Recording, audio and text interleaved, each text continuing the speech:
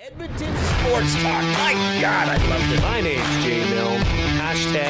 #Blue. Our sports update deliverer, the Coop. I'm Zachary Kubish, and you're up today. You know what, Reid? You might be honest. All right, here's what's going on in the Nasty Chat.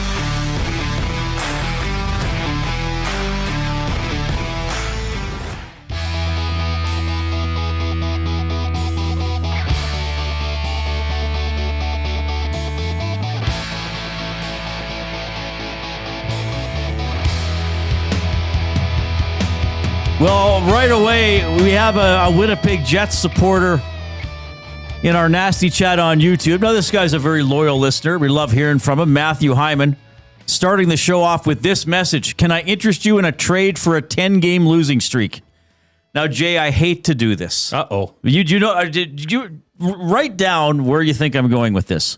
Because you've gotten to know me pretty well and my love of language and accuracy. So before I start into this, just jot down for yourself. Don't say it. This is like the newlywed game. How well does Jay know Reid and Reid know Jay? Where am I going with this? Okay, go ahead. So Matthew Hyman said, can I interest you in a trade for a 10-game losing streak? The Winnipeg Jets lost last night to the Vegas Golden Knights. The Winnipeg Jets have not won a hockey game since December 13th. That is a stretch of 10 games. However, 4 times during that stretch, they've been beaten in overtime. This is why I don't call it a 10-game losing streak, because they've gotten points. Matthew Hyman, look at the bright side. It's a 10-game winless streak. On 4 occasions, they've gotten a point out of the game. They're 0-6-4. It's a 10-game winless skid. I wrote error. Like error in what he said. Oh, no, it's 10. It is 10, isn't it? Right. Yeah. But they've gotten points. But they've gotten points. You got to look on the bright side. You got to look on the bright side. They're 0-6-4. Wasn't there a song about that? Always look on the bright side of life. Sure. If it's from Frozen, I wouldn't. Well, you're the master whistler. You would know. I wonder what a master whistler's called. Mister. That's a good question. What is an expert in whistling called? I'm going to find out. You got to Google that right now. That's going to be incredible. Oilers Jets tomorrow. So that's going to be a 6:00 game.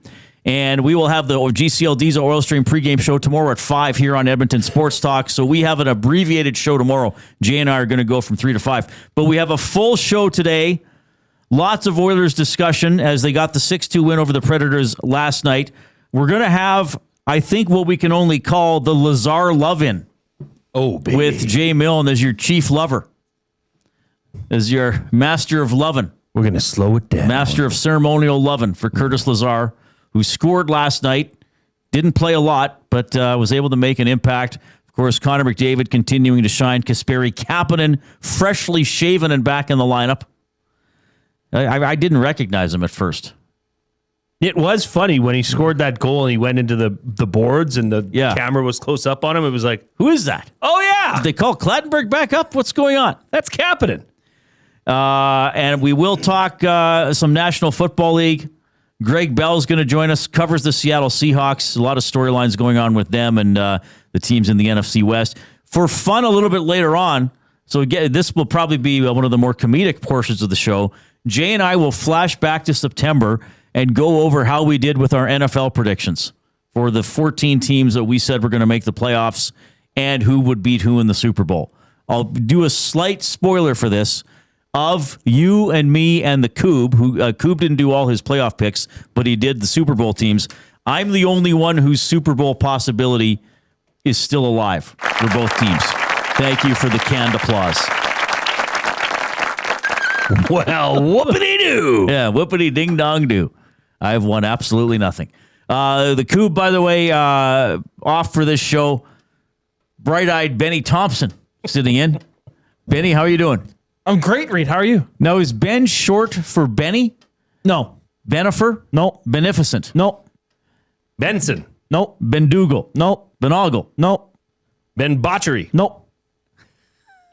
Benedict? No. Is it just Ben? No. Oh, he's told us this before. Benville? No.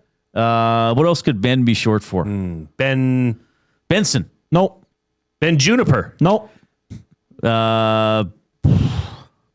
Ben Oscar. Nope. Ben Bob. Nope. Benfica. Nope. Benvin. Nope. Ben, the Holy Ben. Yeah. No. Benny Penny. Nope. Is Ben the first three letters of the name it's short for? Correct. Like your name's not Oben. Oben Juan Kenbenny. No. This is we must be missing some sort of obvious name. Benjamin. Benifer. Benjamin. Yes, thank you, Smitty the Welder. Smitty the Welder is sitting there thinking like, my God, Reid gets dumber by the day. And I didn't come in impressing Smitty with my intelligence at the start. Spency 5 Centsy Benino. Oh, John Gillis also had. Well, John Gillis wrote Benjamin Dummies. Yeah, put a comma between Benjamin and Dummies. Okay, Benjamin Dummies is a weird name. Benjamin Dummies is a weird name. Yeah, that's why. Punctuation is important. A professional whistler is often referred to as a professional whistler. Oh, there's no. Sometimes known as a siffleur. A siffleur. It's French for whistler. Is that going to be my word of the day? Or you're like, darn it. Or a puckalo for jazz whistlers. Oh. You know, when they really get into the beat and they pop Yeah. with their lips. It's nothing like a good jazz whistle. Were you there, Ben, when there was an answer where we have this Canadian trivia game? Mm-hmm. Actually, my mom got it to me for Christmas. It's just a box of Canadian trivia cards. It's quite interesting. Were you there when Oscar Peterson was an answer? No. Yeah, but Oscar Peterson was an answer to a question. I was like, oh, yeah, that's the Canadian jazz legend, Oscar Peterson. Who's the guy that's painted on the side of the jazz studio or the jazz place on the end of Calgary or the end of Gateway Boulevard?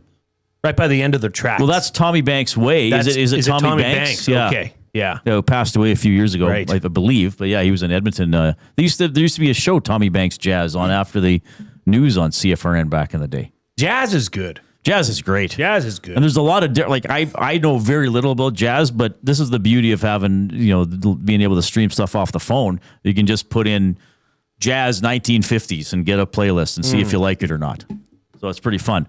Hopefully you find this show fun, and we invite you to participate. Many of you have already participated in the Nasty Chat. That's the chat stream we have going on YouTube. Now, the channel on YouTube is easy to remember. It's Edmonton Sports Talk. Subscribe to it so you'll get all our videos pop up whenever shows start. It's really convenient. And for each individual show that you watch, please click the thumbs up. Click, click, click. Must you click? Please, please click. Must you click? You must click. Thumb, thumb, thumb. All right, we try to get to 100 every show, and we did that yesterday. What's going on? The thumb is today a spinning football, as per Penner's So it was a Pancakes. soccer ball a couple of days ago. Yesterday it was nothing. Yeah, what gives? How do they decide? What the heck? What is YouTube trying to do? YouTube? They're trying to plant subliminal images in our minds. What's next? Oh, let's make them think about this sport. What's next? That's how the owner of YouTube talks. Yes. Vile. It's evil. Anyway, give us a thumbs up on YouTube. That's one way you can communicate. Now, if you're new to the program or relatively new, you might think, "Oh, why? I'm not the type to chat. What would I possibly say?" Don't feel intimidated. Chat line's open. Most people in the Nasty Chat are very friendly, are very welcoming. I think we're generally friendly and welcoming. And if you want to jump in there and say, "Hey, I've never chatted before," I like sometimes you might say, "I've been listening to 1260 and Reid at his old station for years. I've never chatted before." Jump in and say that. Say hi. Or maybe you're new and say, "Hey, how's this?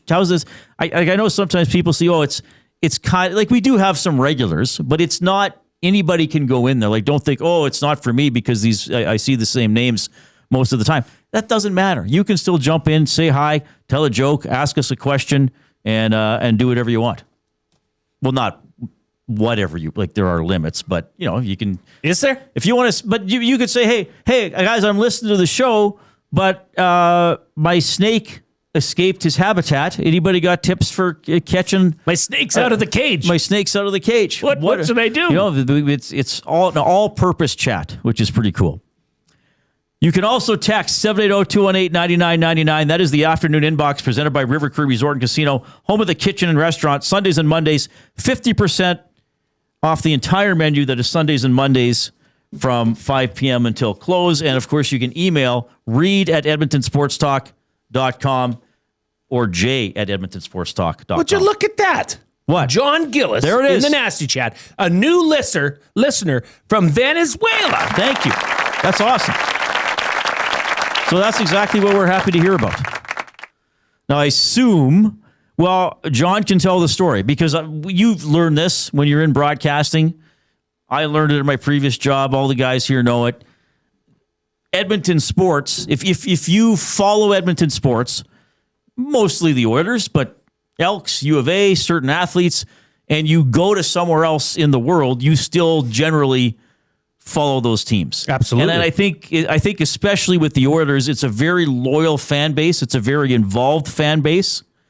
So I feel as if you don't hear a lot of Oilers fans leaving Edmonton, Northern Alberta, whatever, moving to Tampa and saying, yeah, you know what, I just changed over to the Lightning. Ooh, no. It'd be like, yeah, I kind of like the Lightning and I went to games, but deep down I've always loved the Oilers and I still want to listen to you guys. So if John, if you're willing to share what's your connection to Edmonton, what's your story? If you don't want to post it publicly, you can you can email and say, hey, just read this part or just keep this to yourselves, but I'm letting you know. But I love hearing that. Yeah. Like we get it here. I mean, we have people obviously with Winnipeg. There's the Winnipeg Sports Talk connection, but didn't we have an Oilers fan from Alabama or Arkansas in during the playoffs? We've had people come in. I know when we do overtime open line on Ched, we would get probably a handful of callers every year from Australia. Fun. Canadians who went to Australia or Australians who married Canadians and then picked the Oilers as their favorite team. So a lot of the cool stuff like that. So let us know. It's fun. It's all part of the community. That's really why we're here. Spency 5 cents, he says, my goose is loose. What do I do? Wring its neck. Oh, jeez. That's incredible advice. It would be good. It is It is time for the afternoon headlines presented by 100.3 The Bear, Edmonton's best rock. Stream them on iHeart today. This is Chet Palmer with your sports report. Captain Connie is rocking and rolling like an Elvis record at the noon hour sock hop. That Sabretooth crew must be feeling all shook up. Freshly shaved Cappy Pants lit the lamp and grabbed an apple. Hey, someone get Steady Freddy down to the barber shop. Hey, Jason Milne, is that 2 bits in your pocket, or are you just happy to see me? The locals are in Winnipeg tomorrow. The Jets are sitting in the league's basement. Well, let's see if the Oilers can send them straight to Hellebuck. I'm Chet Palmer. Well done. Hockey heavy today from Chet. He didn't update that cricket match he brought up yesterday. It's probably still going on. They take several days. I like how he says the locals. Yeah, it's the locals. I think that's he means old, the Oilers. That's old-timey right there. I think he means the Oilers. I think so. He could be talking about a lot of different teams, but given the that it's locals Winnipeg, I think he's assuming the that connection. That's a long time for the Jets to go without winning a game. Man, what's going on there? I mean, they're in tight games. They what was it? 2 minutes left in the game. Kyle Connor puts them ahead last night. Like it was late in the game. I saw Riley Smith tied it with 4 minutes left. Pretty sure. That's what I saw on Sportsnet. Like that's well, and tough. I think that is proof. Well, I mean, we know it, but it's ongoing proof that confidence is a thing. Oh, do you need belief proof? is a thing. Hell yeah. Who is that? Somebody said it on this show, I think. I'm sure whoever said it wasn't the first person to say it, but I liked what it was. Are you hoping to win?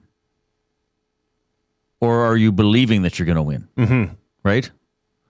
Or something like that. Are you hoping to win or playing to win or something like that? Well, yeah. I botched the great phrase that I thought I remembered. Well, you know what really hurts is to hear, Jets faithful like Huss, who's on the lock shop, almost throwing in the white towel already, right? I mean, I get it. I see where they're at. They're not... Well, 10 it's 10 points out of the playoffs.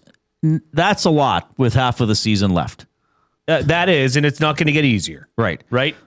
But to hear that, and to hear the player interviews saying, well, we just got to keep being professionals. Yeah. That's not good. And to see that fall from grace so fast with the same team minus I should have thought to look this up. Has anybody gone from the President's Trophy to last place in the, say, 21 plus team era in the NHL? From first, I mean, it must have happened in the 6-team league at some point, but from first overall to last overall, since there's been at least 21 teams, that'd be incredibly difficult to do. Like, was Nikolai Ehlers the glue that held the Winnipeg Jets together? Apparently he was the secret. Now, there's a lot of season left. I'm not saying the Jets are going to finish last, but yeah, they have 41 games left. So they're 10 points out of a playoff spot, which is officially held by San Jose. But LA, San Jose, and Anaheim all have 45 points.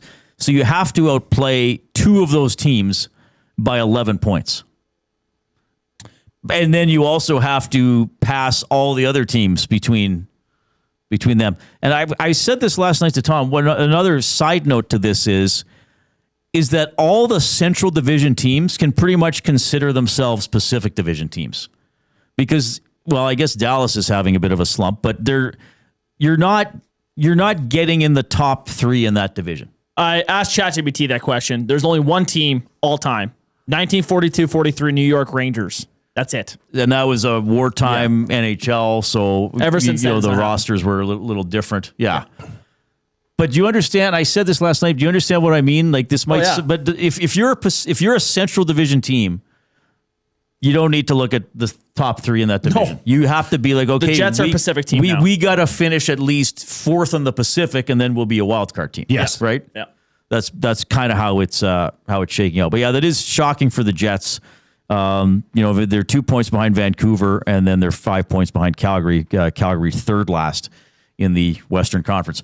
We're going to have a bunch of comments from Curtis Lazar, who I was impressed with last night, and as we know, he's pretty well spoken. He weighed in after last night's game. You'll hear a little bit from Kris Knoblauch as well. I know Jay has a lot to say about the game, and specifically, I think Lazar's performance. I'm guessing because you texted me. There were a lot of plays in that game you could have texted me about. Yeah. McDavid scored on a penalty shot. Expected. Kapanen got a goal. Good bounce. Draisaitl got a goal. Ingram made a couple really nice saves. Yep. I got one text message about one player from Jason Milne during the game. It was about Curtis Lazar. And then I was in a scrum with Curtis Lazar, and I texted Jay last night. I said, you'll probably appreciate Lazar's scrum. And which I have not heard yet. He was not heard. And I cut it up. So I think that's why I'm calling it the Lazar Love-In, led by Jason Milne. Oh, heck yeah. Oh, yeah. Before we dive into that, it is the good old off-topic topic presented by William Huff. Since 1952, William Huff has provided industry-leading advertising solutions for thousands of valued clients. Their unparalleled customer service, combined with decades of industry expertise and a desire to make every job the very best can be, is what they call the William Huff Advantage. Visit their website at williamhuff.com or give them a shout, 780-454-4536.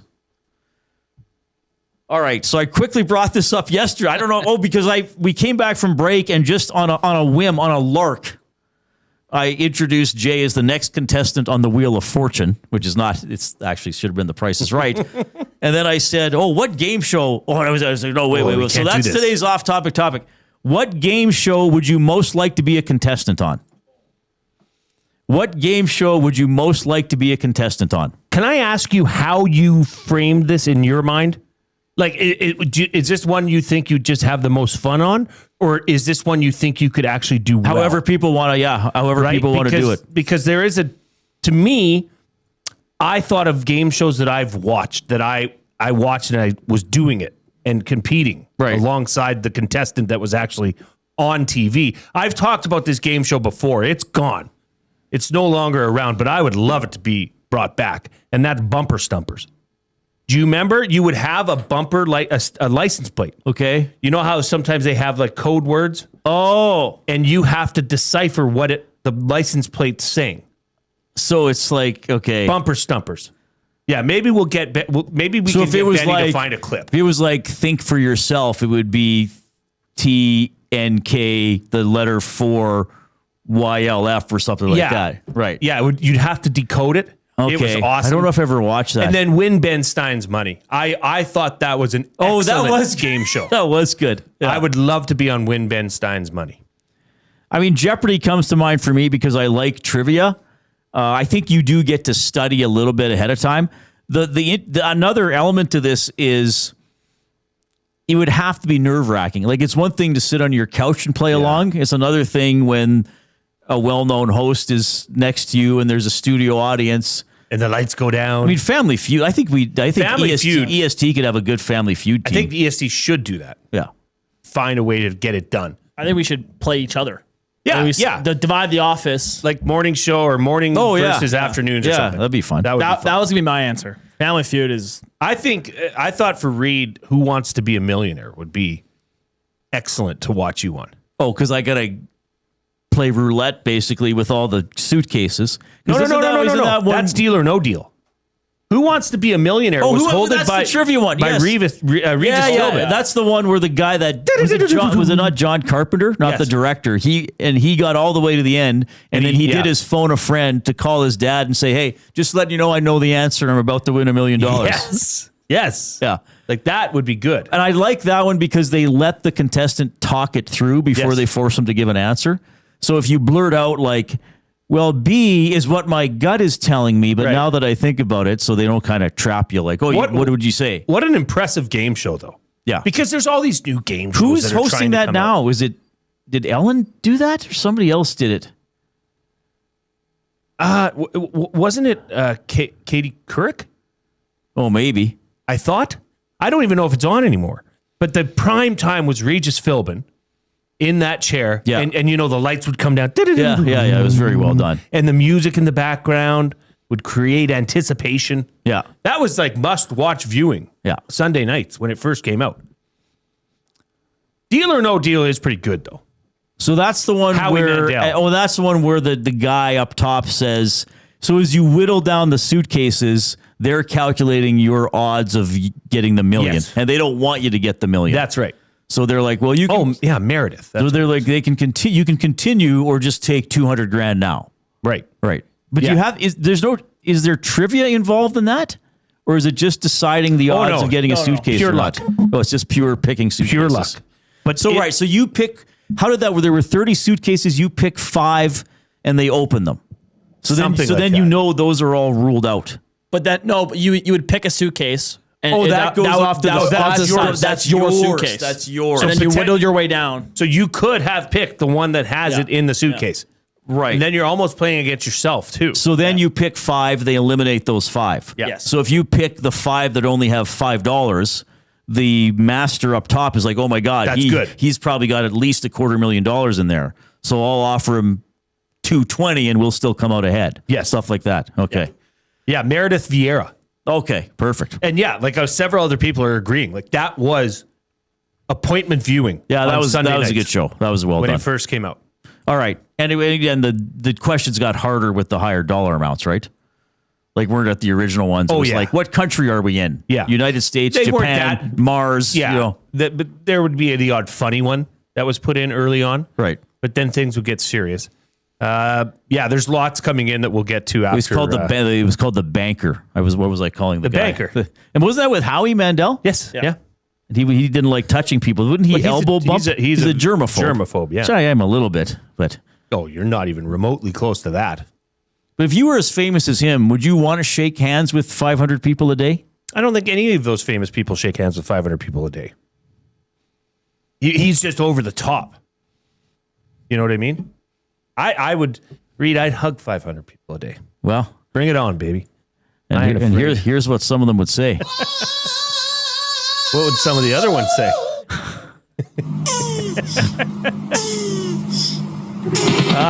Yes. This is a good one. This is underestimated. What? Collingwood Rob. Cash Cab. I loved Cash Cab. Oh, that's trivia. That was a Canadian. That's trivia too, isn't it? They drive people around Toronto. And you'd have to accrue money on your cash. You know, you have so many intersections till your stop. That was a good one. Mike outside of Edmonton. Jay on Wipeout. Remember Wipeout? Yes. That would be fun. I would not be good on that. I'd love that. You'd be good at that. You're I'd athletic. give her. Yeah. Well, you're really you're in a position to lose. Yes. But 780-218-9999. You can text the River Free Resort and Casino inbox, and of course, you can post in the Nasty Chat. Keep giving us the thumbs up. Now, if you've not given us the thumbs up, we're already at 43, and we're not even half an hour into the show. So let's see how quickly we can get to 100. Once you give us the thumbs up, then click share and send the show link off to somebody else in your life and say, hey, check out these fellows. They're quite unique. that's one way of saying it. The Oil Understood coming up. You're going to hear from Knoblauch and Lazar. Here's Benny.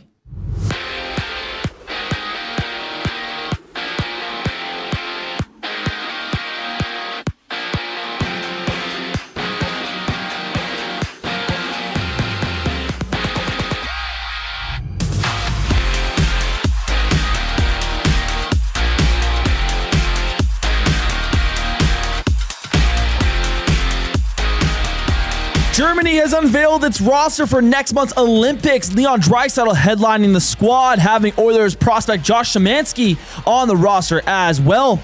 A handful of games in the NHL today. Calgary visits Montreal. The Blues and Blackhawks drop the puck. Connor Bedard remains out for the Hawks. Meanwhile, San Jose and LA duke it out. For the Jets, Hayden Fleury has been released from the hospital after being stretched off the last night's game against the Golden Knights. Fleury suffered a broken nose and a bruised back after crashing hard into the end boards head first when he lost balance after taking a hit from Vegas's Keegan Colasar. On the road in Swift Current, the Oil Kings meet the Broncos at 6 o'clock, having Edmonton sitting in third place in the Eastern Conference. Some big moves in the OHL ahead of the trade deadline today. Former Oilers Sam O'Reilly has been shipped from London to Kitchener, along with Jared Woolley in exchange for Kane Barch, Jacob Shue, and 11 draft picks. For the Bills, Jordan Phillips has been moved to injured reserve with an undisclosed ailment. In response, Buffalo has signed Dane Jackson for their practice squad. And in the association, there's 12 games. Toronto and Charlotte tip off at 5. The Lakers and Spurs dance at 7:30 as Portland plays host to Houston at 8 o'clock. This sports update is brought to you by Paramount Flooring.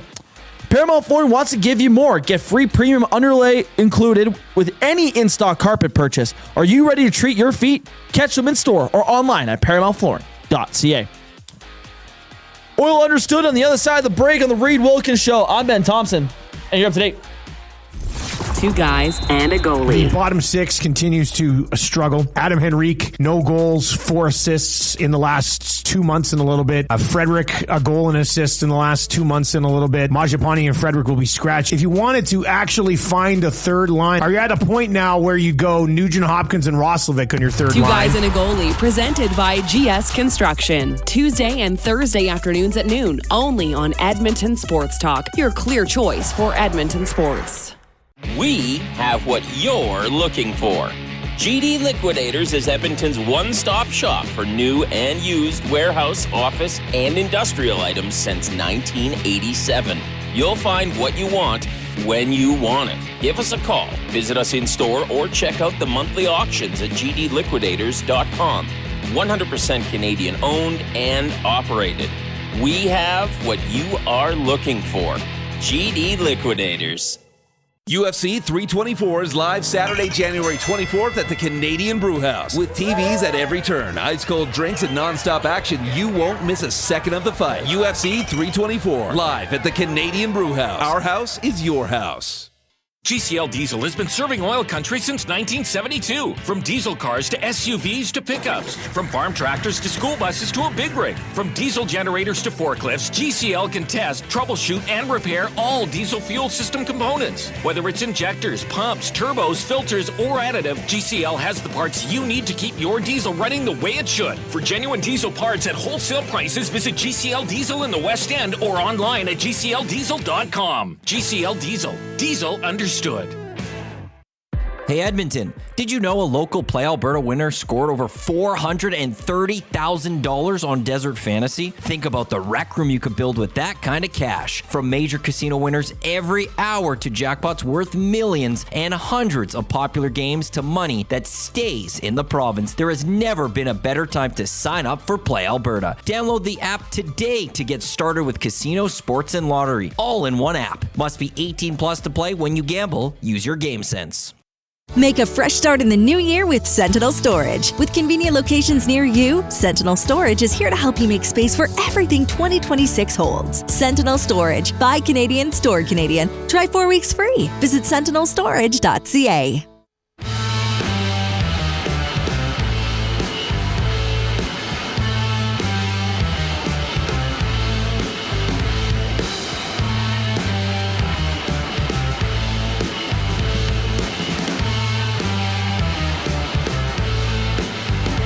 Happy Wednesday, everybody. Oilers back in the win column, 6-2 over the Predators in Winnipeg tomorrow. And then first meeting of the season against the Los Angeles Kings on Saturday night. We have pre- and post-game coverage of Oilers games for every game here on Edmonton Sports Talk. And we also have the Oil Understood for GCL Diesel, providers of the best diesel engine components around, from turbochargers to injectors, fuel pumps to sensors. They are the critical engine component experts, proud to serve Edmonton and Northern Alberta for over 50 years, and now a partner of Edmonton Sports Talk and the Reid Wilkins Show. GCL Diesel. Diesel. Understood. Oh, Benny's in there, too. Yeah, he is. Benny's rocking and rolling tonight. Well, what player would you like to hear from, Jay? Well, in my opinion, outside of... I'll give you a hint. I only cut audio for one player. Okay, Curtis Lazar. My guy. Curtis Lazar. Saying you got to get to the net. You got to get to the net front to score goals. I think we kind of took over that game in the second period just from our back pressure. My goal in particular, he did a great job with the stick, kind of opened it up. Savvy was net front, we were able to bang one in. So you could see us building there. A little bit of lull to start the third, but overall, pretty good effort. Duh. I mean, Reid, this is what we've talked about. This is simplifying the game. Getting back to dump and chase, pucks on net, banging around, bounces. That play embodied that spirit. Janmark forces an offensive zone turnover. Slides it over to Lazar. What does Lazar do with it? Does he try and toe drag? Does he try and make a very difficult pass? No. Put it on net. Savoy's doing his job. He's there. Give him an opportunity, and he does. And lo and behold, it ends up on his stick again, and he bangs it home. I mean, Reid, that was probably, well, I'll say this. The last time Curtis Lazar has been in the Edmonton Oilers lineup, that's the best the fourth line has played. This year. What's the consistent player there? It's Curtis Lazar. Reid, if Curtis Lazar, there's no way that Curtis Lazar, in my opinion, can come out of this lineup. I mean, he's playing 8-9 minutes a night. Yep. And you're getting that kind of a performance from him. And the play that, by the way, the play I text you late in the game was he was circling the net like a shark circling his prey. And he was left alone in front of the net. If that rebound had coughed out, he would have had a good shot at it. Because he confused the defenders. Guess why? Guess why he confused them? Because he was moving. He was moving his feet and getting to a difficult area. God bless you, Curtis Lazar. God bless you for doing the Lord's work on the fourth line. Holy hallelujah. It's not, sorry, but it's frustrating to have players that aren't on the ice. That can't, I hope they can see what it takes to get positivity out of a line that is currently underperforming, or in the eyes of Oilers fans. Hard work, effort, simple plays is what he's doing. I like that. Well, we have more clips coming up, by the way. I know you're very excited. I just love excellent. The way he's excellent. playing. So, Reid, I will say this. If Curtis Lazar comes out of the lineup, I might take a week off. Okay. I might go into, what's that called?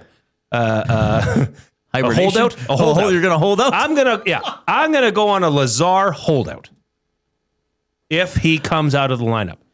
Has he not forced the Oilers' hands here? Well, especially now that Henrique is injured. Right. I don't know how you take him out. So Lazar last night played .844. He had a goal. He was +1. He had 3 shots on net. He was credited with a hit, and he went 5 out of 9 in the faceoff circle. That's 56%. So this is, a lot of the times there's a player in the last couple of years. It's been Jeff Skinner. This year it's been Mangiapane, to some extent Frederic, and we get asked, or fans will lament to us, to each other, well, what's he supposed to do in the ice time that he gets? Well, you can't score in 8 minutes of ice time. You just can't score. That's not enough time to score a goal. Well, by that thinking, there'd never be a goal in the first period of any game if every player needed to play 8 minutes before they could score. That's an excellent point. Or whatever. So this is... I'm happy to talk about ice time. I'm happy to talk about player usage. I'm happy to talk about Knoblauch's decisions. I don't like all of them either. But to say that you can't impact a game in 8 or 9 minutes is bunk. And I don't think that there's an argument for that. I mean, I get it. Some players have different skill sets. Some players are built more towards the top 6. But I think in Knoblauch's case, I don't think he has unfairly demoted players. I mean, Trent Frederic started the season on a line with Draisaitl and McDavid. So yes, we can say he should have been there longer. All this kind of stuff. But Mangiapane and Frederic come out of the lineup. Curtis Lazar comes into the lineup, and he's more noticeable than either of those two guys have been most of the season, the large majority of the season. Well, and if there was an argument for that, Reid, you simply cannot have that take anymore. Not after you saw the way that fourth line performed. They had them hemmed in. I mean, there was in the second period, there were stretches, 30, 40 seconds where the Oilers controlled the puck in Nashville's zone, and they were rolling lines. Right. Look what that does. I mean, it's not like that. That was a little bit more reminiscent of a playoff style hockey team. Built, obviously stronger at the top, but then they had lines that they could roll out there who could keep the pressure and maybe even apply their own.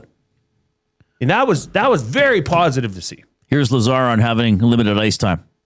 Yeah, I mean, it's situational. You get out there, you give it your all. I'm comfortable in the system. I know my role. I know my strengths. Just go out there and leave it all on the ice. A lot of the times, it might not generate much, but, when it does, it's big for the team. Guys are giving me a hard time about it and whatnot, but it's uplifting, and, I do feel like I can contribute offensively to the squad.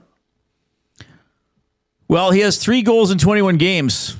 That's 12 goals over an 82-game season. Now, I know he doesn't play every game. There's a reason he doesn't play every game. He probably still won't play every game. But this is I think the point of us doing this and having this discussion with our audience today isn't just to pump up Curtis Lazar. It's in the context of there are some key players who aren't performing, and some of the discussion is, as I was saying, it's like, well, they can't do anything with that ice time. That'd be like a running back saying, like, well, I can't. 2 carries a game. I can't get a first down. No, actually, if you can't get a first down, you won't get any more carries. Like, make the most of your opportunities. And Reid, I'm sorry, but if that is, we're not saying any of the players have said this, but that's maybe the perception. Right. Is that, well, I'm not getting. That is a loser mentality. You cannot have that in your head. Look what Curtis Lazar just said. I know my role. I'm comfortable in my role. I go out there. I put my ass on the line every shift. Every shift I jump over the boards. I'm in the NHL. Let's go. Let's rock and roll. Let's go hit something. Like, that is the attitude and the excitement you need in that role. And he understands it perfectly.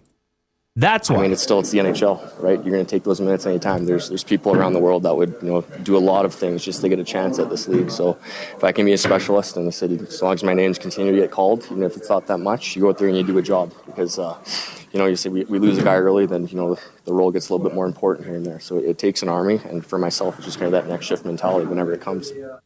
I'm not a jersey guy, but if I was, I'd go out and get a Curtis Lazar jersey right now.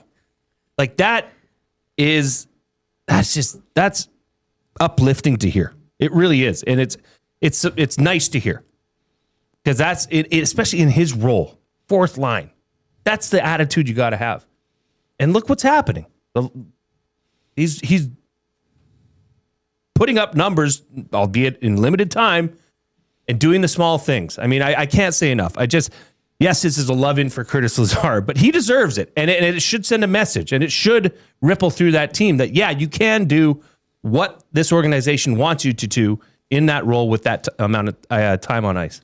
Lazar was also asked about Connor McDavid's amazing run. It's unbelievable. I mean, I told him, I said, I scored that goal. I said, I'm going for the Molson Cup this month. I think he took that personally. But no, I mean, he's world class at what he does. You marvel at the things he does. I mean, he's an owner of this team, determined individual, and a great guy as well. But a sense of humor there, and referencing, what was that series called? The Last Dance? The Michael Jordan. And was it him that said that, or Rodman said that about him? I can't remember, but that's become that meme, right, where he's sitting there with the cigar and the scotch. It was Jordan. Jordan actually said it? Yeah. Jordan was interesting because he created slights out of comments that weren't slights. Well, motivation. But that's how he motivated himself, right? Oh, you put me down. What? No, I didn't. Yeah, you did. I'm going to beat you now. I didn't. No, I didn't. You're really good. So anyway, a little bit there from Curtis Lazar, who got the goal last night. As Jay said in the third period, right in front of the net, banging away at another opportunity. So an encouraging night. So that's we'll see if the Oilers can keep it rolling. I mean, I thought Howard had a better game. Kapanen came by. I mean, to me, Kapanen's inconsistent. So I'm actually not surprised Kapanen had that game. Mm-hmm. He just needs to do it more often than he's been able to do it in the past. Arthur in the Nasty Chat says Lazar knows he's lucky to be in the NHL, not like a lot of other entitled pro athletes. Brett says Lazar has been great. He fits the fourth line role. I think it's also fair to want guys with higher upside like Savoy or Howard not to be stuck in limited minutes if they're going to be here. Well, that's a fair comment. I guess there is the context of the younger players and getting them on the ice. I mean, Lazar understands it's 8, 9, 10 minutes, right? Players with more offensive upside, you want them playing, which is why, Howard was in the AHL for a while. I get, look, Henrique is probably not going to be what Knoblauch said a little while, and the way he said it indicated to me it's probably weeks, a couple weeks at least. Well, who knows, really? So, I would think Howard's going to stay up here. But let me ask you this. Hopefully get to play. For the younger guys, like Savoy, okay? Did he envision coming up to this team and being on the fourth line? Probably not. Okay? But do you not think that goal that they put together and that pressure that they applied means a little bit more, knowing you're doing it in a role where you're not expected to do much, but here you are doing something this team has really not been able to do, and you're a part of that, and you're a part of that energy? That's a great, I don't want to say lesson, because I think he's old enough to, he's learned a lot, but that's good for a player like Matt Savoy to be in that role and be with a guy like Lazar with that attitude. I don't see how that can hurt. I think last night was a good problem to have. Okay, the questions before was, and I asked it myself, well, why is Kapanen being injected into the second line since he hasn't played since October 19th? That's taking away from Roslovic. Well, guess what? The guy answered the call. Now, can he continue to do that? Right? And you could see the excitement in the players when he scored that goal. Yeah. Just one more comment here. Kris Knoblauch talking about Lazar. He played really well, obviously getting a goal there, and him and Janmark together played well, and they rotated their wingers, whether it was Roslovic or Savvy. But Lazar's a important player to have in our lineup, and taking D-zone face-offs, and just when you need him, you can rely on him. So he's played very well. I know he's been in and out of the lineup, but I think he's been very dependable. All right. Well, hopefully he doesn't come out, because I don't want you to take a week off work and it'll be a protest. It'll be a sit-in here. Oh, it'll be a sit-in here in Maddie's office. Okay, I gotcha. He can lock me in there at night. Hopefully Jay keeps coming to the Canadian Brewhouse studio. UFC 324 is live Saturday, January 24th at the Canadian Brewhouse. TVs everywhere, ice cold drinks and nonstop action. The Canadian Brewhouse, our house is your house. We will have Jay's play of the day after this sports update from Ben Thompson.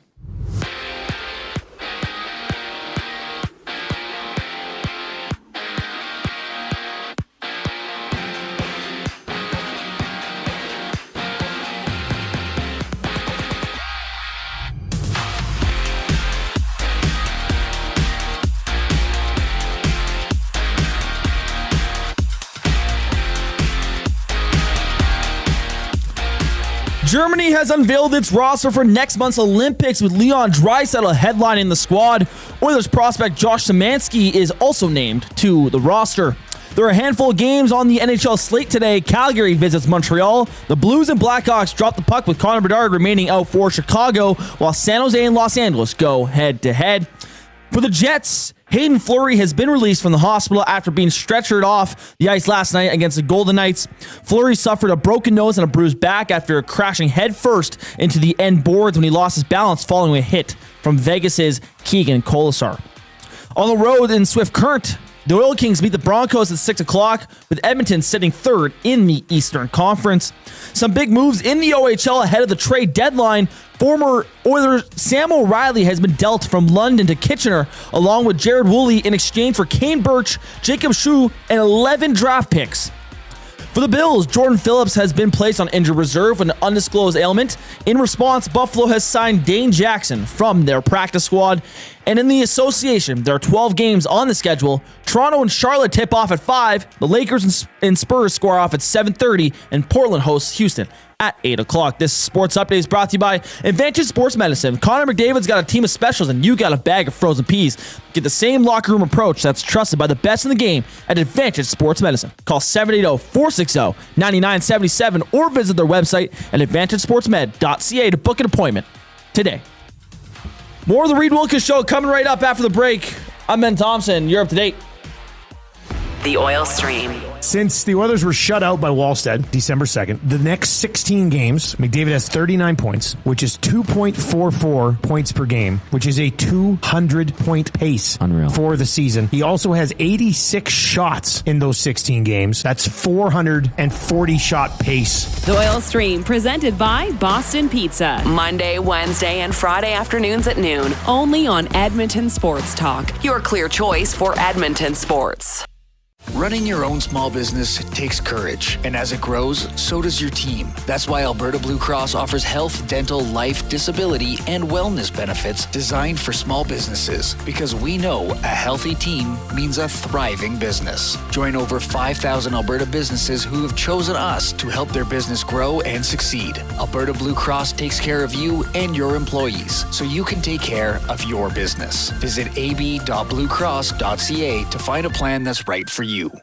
At Firehouse Subs, our subs are freshly toasted, stacked high, and crafted to satisfy. Each sub is piled high with premium meats, melty cheese, and toasted to perfection. Firehouse Subs brings bold flavor to every bite, all served on a freshly toasted roll. But we're not just feeding Edmonton, we're fueling it. Dig into the brisket hat trick, piled with slow-smoked brisket and melty cheese. Or go to the Firehouse Subs fan favorite, the Hook and Ladder. Made to order with smoked turkey, honey ham, and Monterey Jack cheese on a perfectly toasted roll. With 15 Firehouse Sub locations across Edmonton and the greater area, it's easy to grab a hot and hearty sub close to home. Firehouse Subs. Hot, hearty, made to satisfy. Looking for flooring? Paramount Flooring has it all. Sales, service, and expert installation. With options for every style and budget, open 7 days a week. We've got you covered. Quick delivery and in-stock deals. Plus, EST listeners get 10% off. Visit ParamountFlooring.ca today.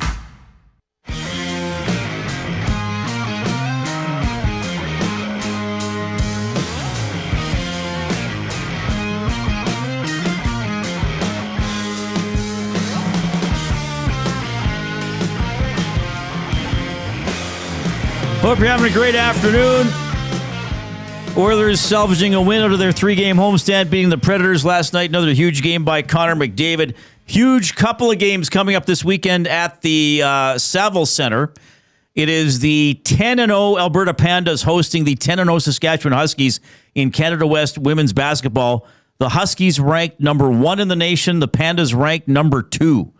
6 o'clock tip-off Friday, 5 o'clock tip-off on Saturday, and we're going to have our athlete of the week from the Pandas basketball team, Jaden Tanner, coming up in about half an hour. So that'll be pretty cool. If you include the exhibition games, the two teams have combined 33-0 on the season. Now, Saskatchewan has a 6-game winning streak against Alberta, so they have the edge in the head-to-head going back to a U Sports quarterfinal last month. We should also mention the Golden Bears basketball team. They're number 8 in the country, and they host the Husky men on Friday and Saturday as well. The Huskies men not doing quite as well. They are 2-8 on the season. So we'll talk about that a little bit later on in the afternoon. We will go to Seattle. Greg Bell is going to join us. He covers the Seahawks for the Tacoma News Tribune. So plenty of storylines there with the Seahawks, with the NFC West, with the NFL playoffs coming up on the weekend. If you are taking us in on YouTube, remember to click that thumbs up. If you haven't already, we were just 40 thumbs away from 100. Nice. Already. So if you haven't clicked, please get in there and give us a click. Time for a very, very special part of the program. It's Jay, it's play, he's Jay, it's today. It's Jay's play of the day. It's Jay's play of the day. Jay's play of the day. Presented by Play Alberta. Make your bets count for you and everyone else with the Play Alberta app with hundreds of player prop bets on the biggest leagues, NFL, CFL, NHL, NBA, MLB, you name it. You're not just playing for fun, you're supporting your province. PlayAlberta.ca and also the Play Alberta app. We were close last night, Reid. Put together a super, what was it, a 4-legger? So I had Leon to score a goal. McDavid point over 6.5, which after the first period, I was thinking, I don't know about that. Right. And Forsberg let us down. He did, of all people. No point. Of all people. Gosh darn it. But it was close. You know, you can still pat yourself a little bit on the back. It was a tough one. So we're simplifying tonight. Head on over to playalberta.ca. If you haven't yet, download the brand new Play Alberta app. Click on sports, click on ESC specials, and you will see Jay's play of the day. Dallas Stars, money line versus Washington. Now I know what you're saying. Jay, Dallas is sucking ass lately. Whoa, jeez. Well, I agree with you. They've lost 6 in a row. I just don't see how they can lose 7 in a row. So this is the 6-7 bet. That's what it is. That's what my bet is. They do have 3 overtime losses. They're winless in 6. Cheeky. 3-3. Wondering if you would catch that, Friedrich. So this is the 6-7 play. Dallas Stars money line versus Washington. That's been boosted to plus 135. Right now it's negative. I think the line's been moving all day. So this is a really good number if you think the Dallas Stars will not go winless in 7. Head on over to playalberta.ca. Click on sports. Click on EST specials. Jay's play of the day. Dallas Stars money line versus the Capitals boosted to plus 135. And always remember to use your game sense. It's Jay, it's play, he's Jay, it's today. It's Jay's play of the day. It's Jay's play of the day. Jay's play of the day. All right, presented by Play Alberta. Kasperi Kapanen last night back in the lineup, on the line with Draisaitl and Podkolzin. And Kapanen, a goal and an assist, played 14 and a half minutes, 3 shots on goal, 5 hits as well. It was a funny goal, but he was going to the net. So whenever a player's going to the net and the puck goes in somehow, I think he deserves credit for that. Here's head coach Kris Knoblauch on Kapanen.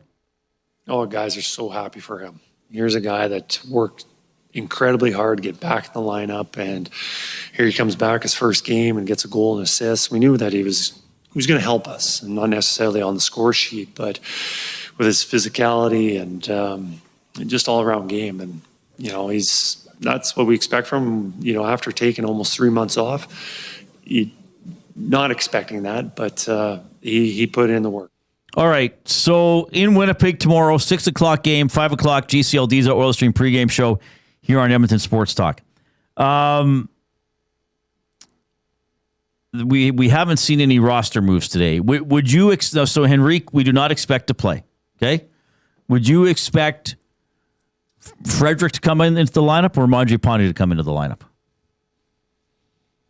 I mean, are you calling somebody up to keep those guys scratched? Forget it. I would. You can, if that's how you're going to be engaging on this team, find another motivated youngster that wants to come up and put in the damn effort like Curtis Lazar. Who? Max Jones. That's who I'd call bring up Max Jones? Yes, I would. I know that's not going to happen, okay? But if you're asking me, Jay, you're the GM for the day, that's what I would do. Now, I know that, is Trent Frederic, is he going to feel underappreciated? Yeah, but this is professional sports. I don't care about feelings. As a general manager, you probably shouldn't. I 100% agree with you. Yeah. But what do I think's going to happen? What do you think's going to happen, Ben? They're going to play Frederic. Exactly. I think they play Frederic. To me, Mangiapane's waiting for a trade. So I don't think he'll get playing time until he gets traded. And then with Frederic, they've sat him twice already. Mm-hmm. And the message clearly did not get to him the first two times. Why do you think a third is going to be the magical third time's the charm? Like, I don't think so. To me, you sent a message to him by calling up Jones or Klattenberg or Hudson if you want some depth scoring. One of those three guys will be noticeable. Bring one of them up and have them sit in the dressing room again for another game. And as I said, this is professional sports, so you have to realize that you have a lot of money tied up with Trent Frederic right now. Yep. So you'd want to get something out of that. You need some return for that. So that's probably why I think in reality they will bring Trent Frederic back into the lineup. Yeah. Well, and Knoblauch said, what did he say yesterday? I guess he needs a reset, which he's already had. But I think Benny makes a good point. It seems like Mangiapane is not part of the future of the team anymore. And it seems like he's fine with that. Yeah. Trent Frederic is part of the future of the team. So even if he wasn't playing tomorrow, he's playing again. Let me ask you guys something. The longer this goes on with Mangiapane, is it the better or the worse for this organization in terms of what they can get in return? Well, I think it's the worst because even if you don't get a player back, maybe you free up some cap space to use at some other point.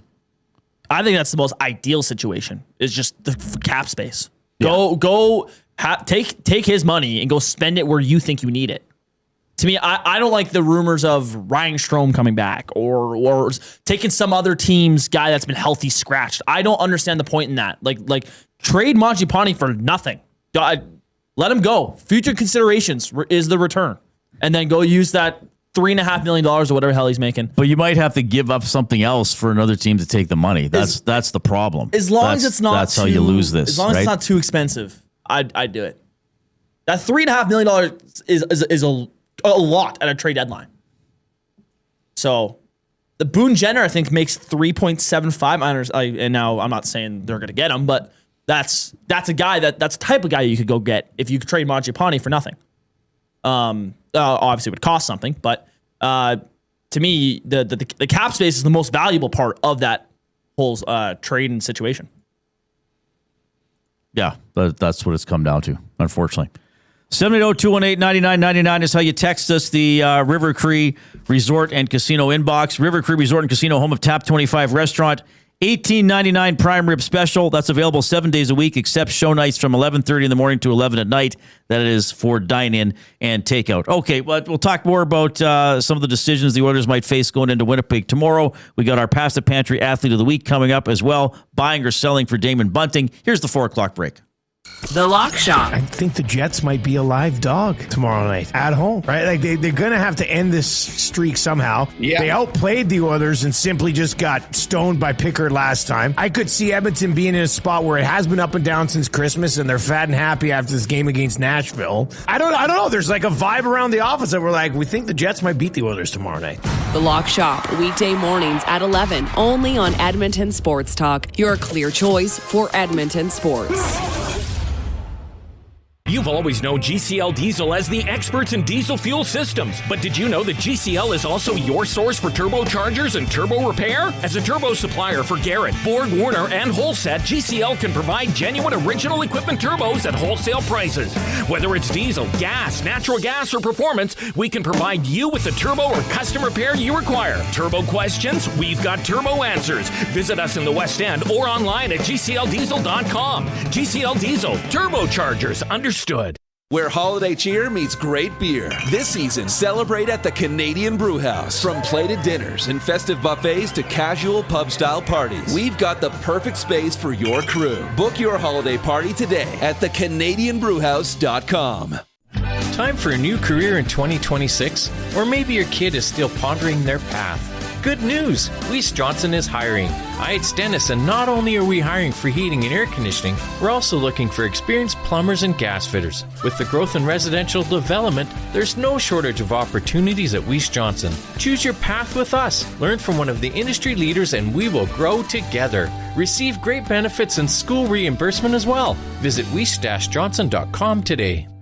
You've heard the name, but what does it mean? For over 66 years, William Huff Advertising has supplied signage from screen printing to digital to LED with design, production, and install in-house. It's a one-stop shop for all your signage needs. Edmonton owned and operated, William Huff has been trusted by the biggest companies and teams in the City of Champions and many others across the country to do the job. If you're looking for a way to get the word out about your company or event, they are the answer. Go to www.williamhuff.com. Their results speak for themselves.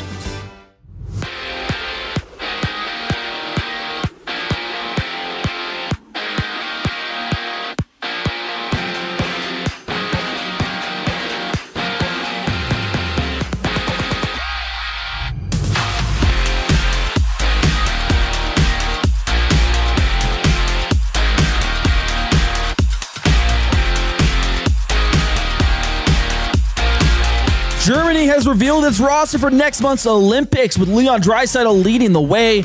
Oilers prospect Josh Szymanski is also included on the squad.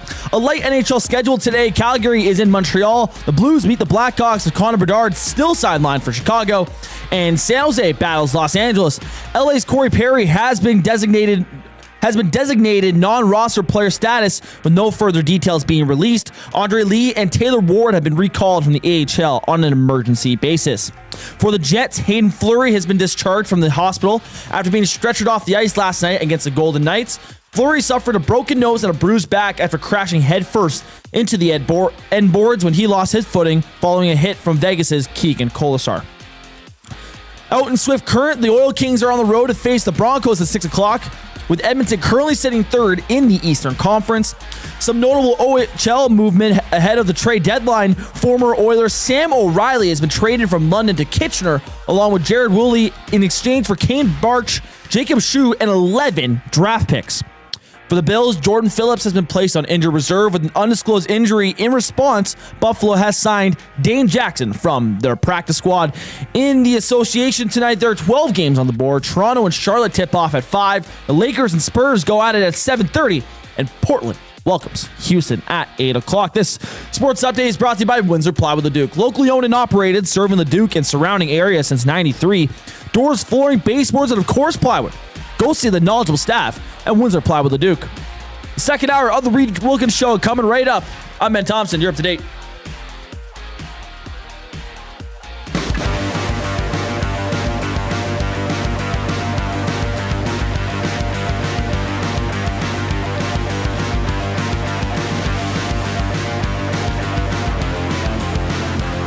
All right, hope you're having a great afternoon. 5 minutes after 4, along with Jay Milne. I'm Reid Wilkins. Edmonton Sports Talk presented by Play Alberta. Connor McDavid now has a 16-game point streak, 17 goals, 22 assists, 39 points over the course of those 16 games.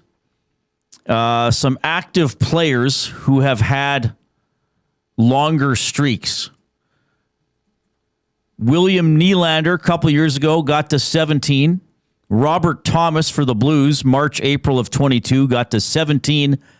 Eichel, while with Buffalo in 2019, got to 17. McDavid had a 17-game streak in October, November of 2021. David Pastrnak, 17 games in 2025. Oh, McDavid on the list again. November, December of 2022, he got to 17 games.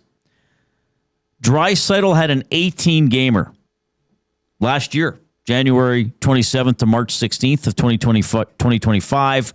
Steven Stamkos had an 18-gamer, January to March, back in 2010. And then not as many guys to tell about. Corey Perry had a 19-gamer in 2009. Taylor Hall had a 19-gamer while he was with the Devils. Crosby got to 19 back in 2007.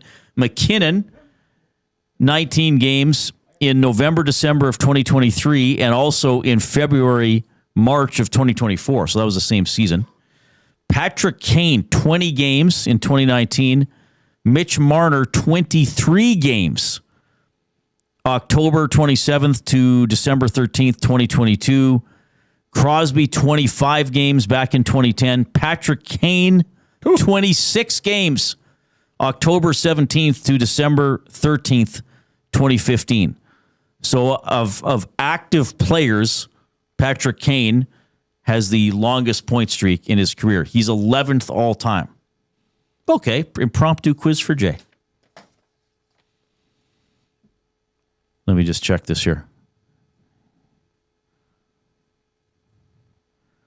There are 6 players in the top 10 of longest point streaks all time. Who are they?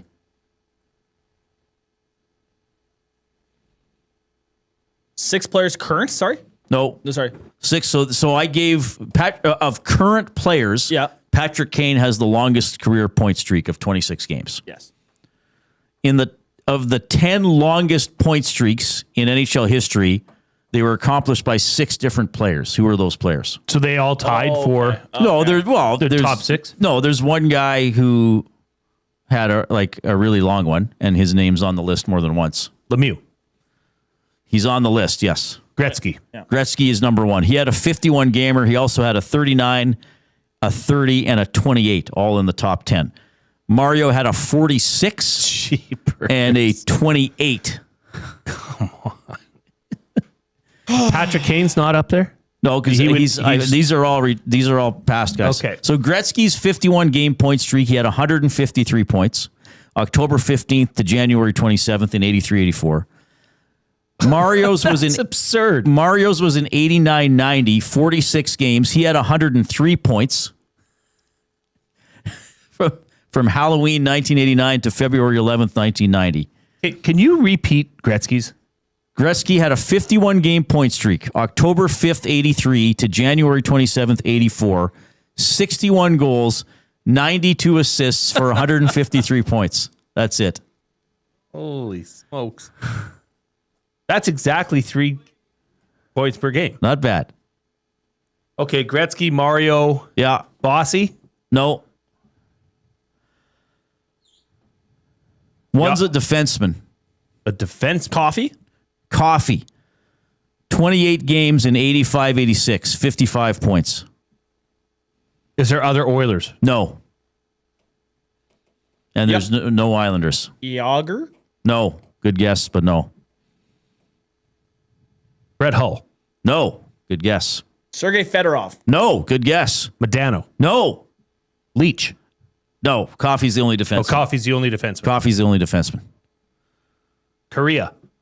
No. I feel like they showed a graphic of this yesterday. Yeah, I'm sure it's been up. The one streak was done in the late 80s. One of these streaks was done in the late 70s. And one of them was done in the early 90s. Trottier? No, there's no Islanders. Oh, right.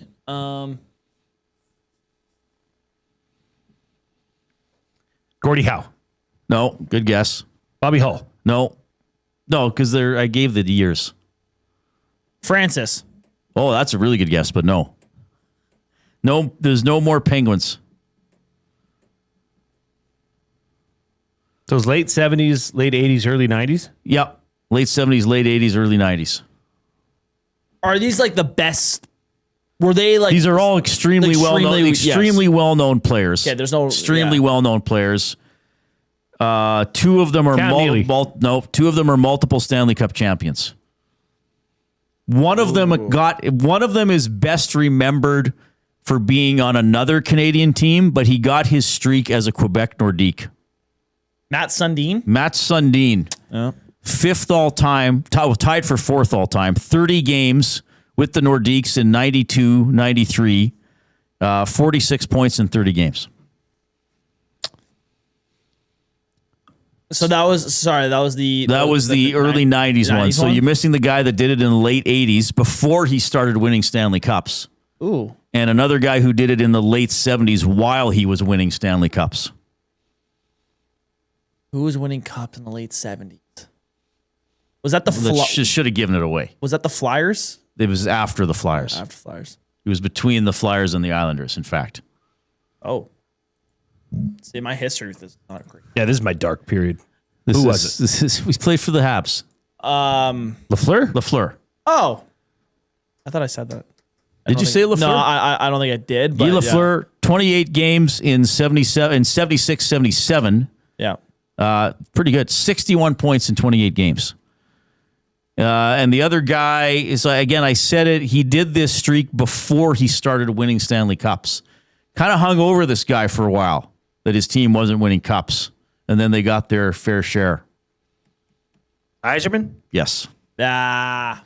Yzerman in 88-89, 28-game streak, 65 points in 28 games. So those are the 10 longest all time. Whew. We didn't do too bad. So McDavid's got a ways to go, but pretty incredible streak. I mean, Gretzky and Mario were... I mean, that doesn't even make sense. It doesn't really make sense. Now, what is interesting, though, so McDavid is... where is he here? Oh, I'm on the wrong page. So McDavid has 39 points in his 16-game streak, right? Yeah. So he has more points than some guys who had like 17, 18 games. Like, I'll just pick a random guy. Eric Lindros, 98-99, had 35 points in 18 games. So McDavid has more in 16. He's on it. Yeah, so the last 17 games, 39 points, right? So that, well, I'll save that. I'll save that for buying or selling. Oh, you got something coming up. I've got a question for you. A couple questions, actually, for you and Benny. Okay. We shall discuss. I mean, McDavid, this is a pretty special period of his career to watch because he's absolutely been... I mean, it was encouraging. Some other guys scored last night and had some contributions because we've seen games here since, the beginning of December-ish when the Oilers have been doing a little better, where it's basically been like, well, did the Oilers beat this other team or did McDavid beat the other team? And luckily enough, he played. I mean, who did they beat 5-1 or 5-2 and he was in all 5 goals? Was that the Jets the first time they played them? I want to say it was Calgary. Maybe it was Calgary. Oh, it was Calgary right before Christmas. Yeah. But was that not one of the more McDavid games? Like, each of those goals were beautiful. Yes. And special in their own right. I mean, that power play goal, that would have been a set play, right?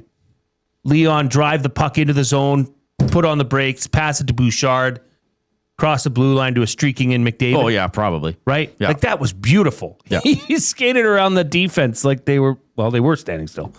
But that breakaway goal, I mean... The penalty shot. Or penalty shot. Yeah.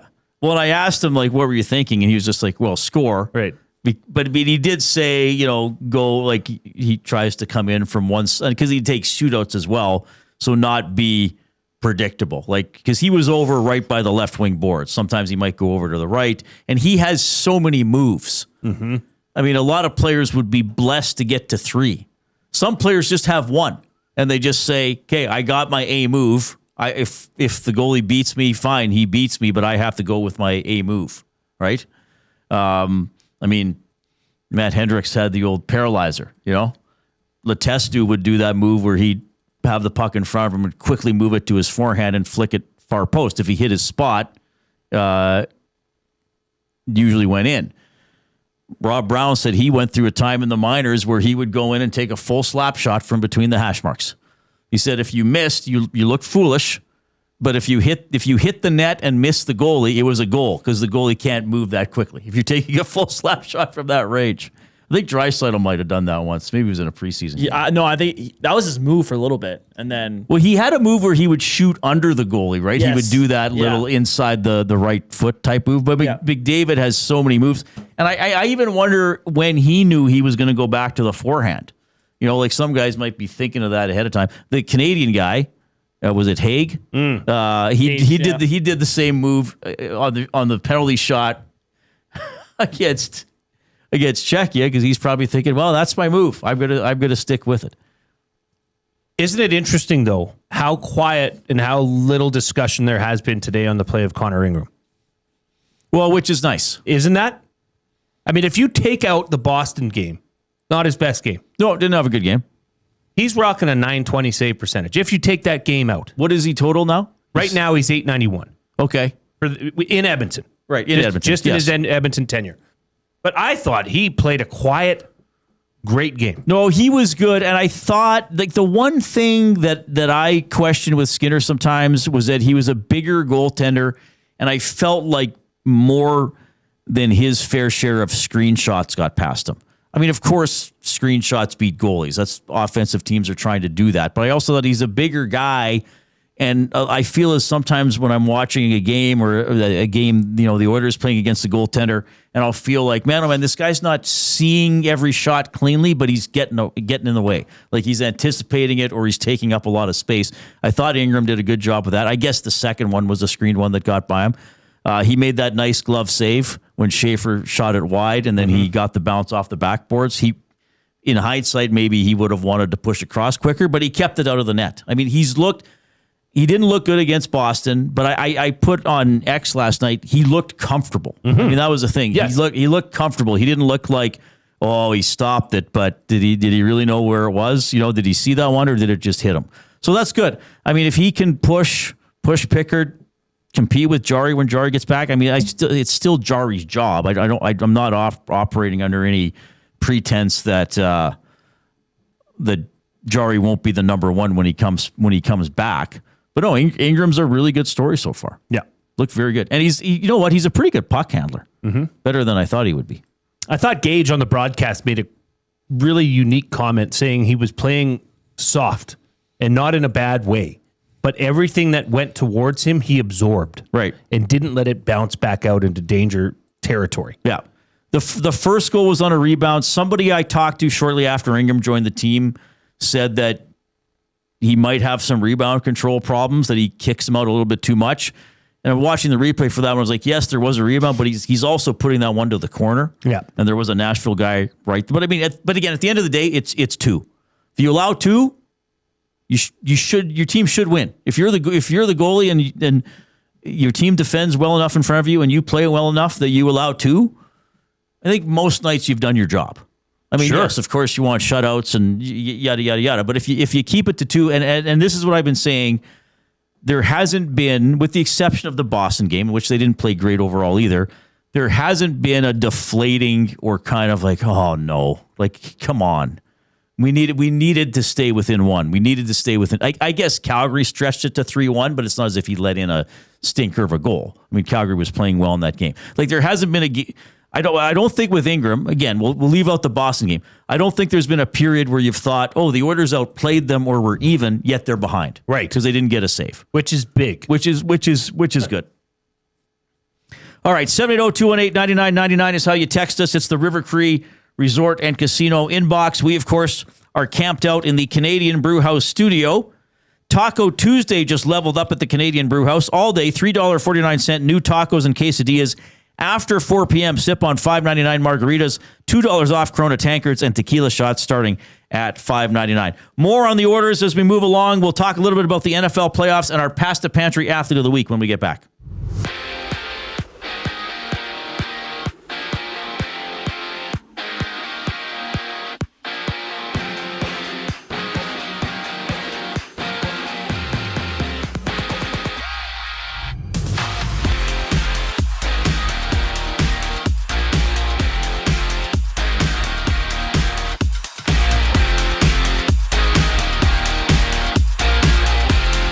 Germany has announced its roster to next month's Olympics, led by Leon Draisaitl, with Oilers prospects Josh Szymanski also named to the squad. It's a light NHL schedule today with Calgary visiting Montreal. The Blues take on the Blackhawks, with Bedard still sidelined for Chicago, and San Jose squares off against LA.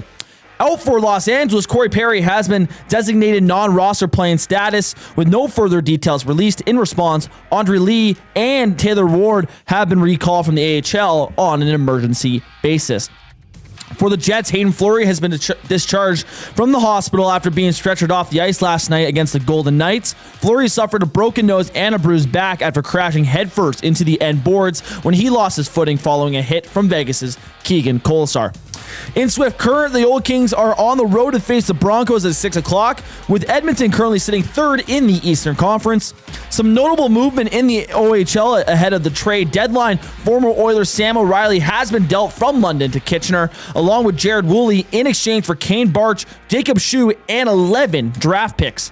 For the Bills, Jordan Phillips has been placed on injured reserve with undisclosed injury. Buffalo has responded by signing Dane Jackson off the practice squad.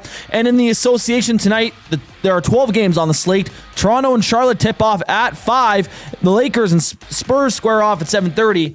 And Portland hosts Houston at 8 o'clock. Pass the Pantry Athlete of the Week coming right up after the break. I'm Ben Thompson, and you're up to date.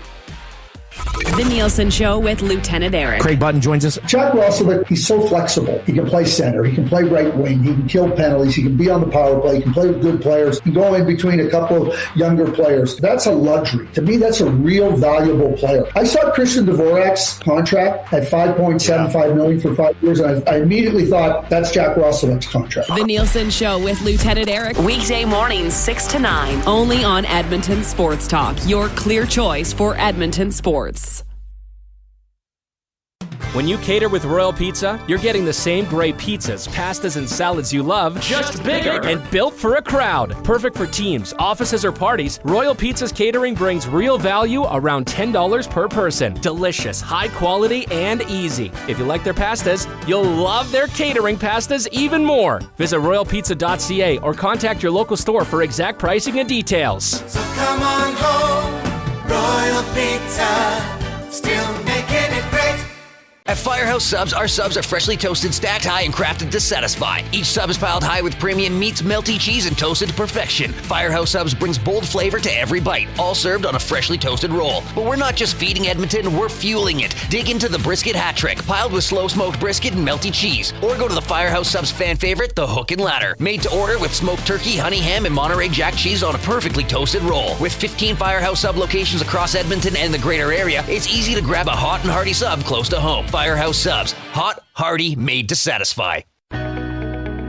When gambling, set a budget before you play. Stay informed and visit GameSenseAB.ca to learn how.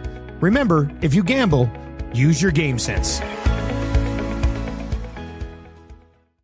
Since 1952, William Huff has been the heartbeat of Edmonton's advertising world. From humble beginnings to a citywide powerhouse, we've been the go-to for signage from print to design and installation. Partnering with Edmonton's top sports franchises and major events, we've helped shape the city's global reputation. Our secret? Unmatched customer service, decades of experience, and a passion for excellence we call the William Huff Advantage. Visit us online at williamhuff.com.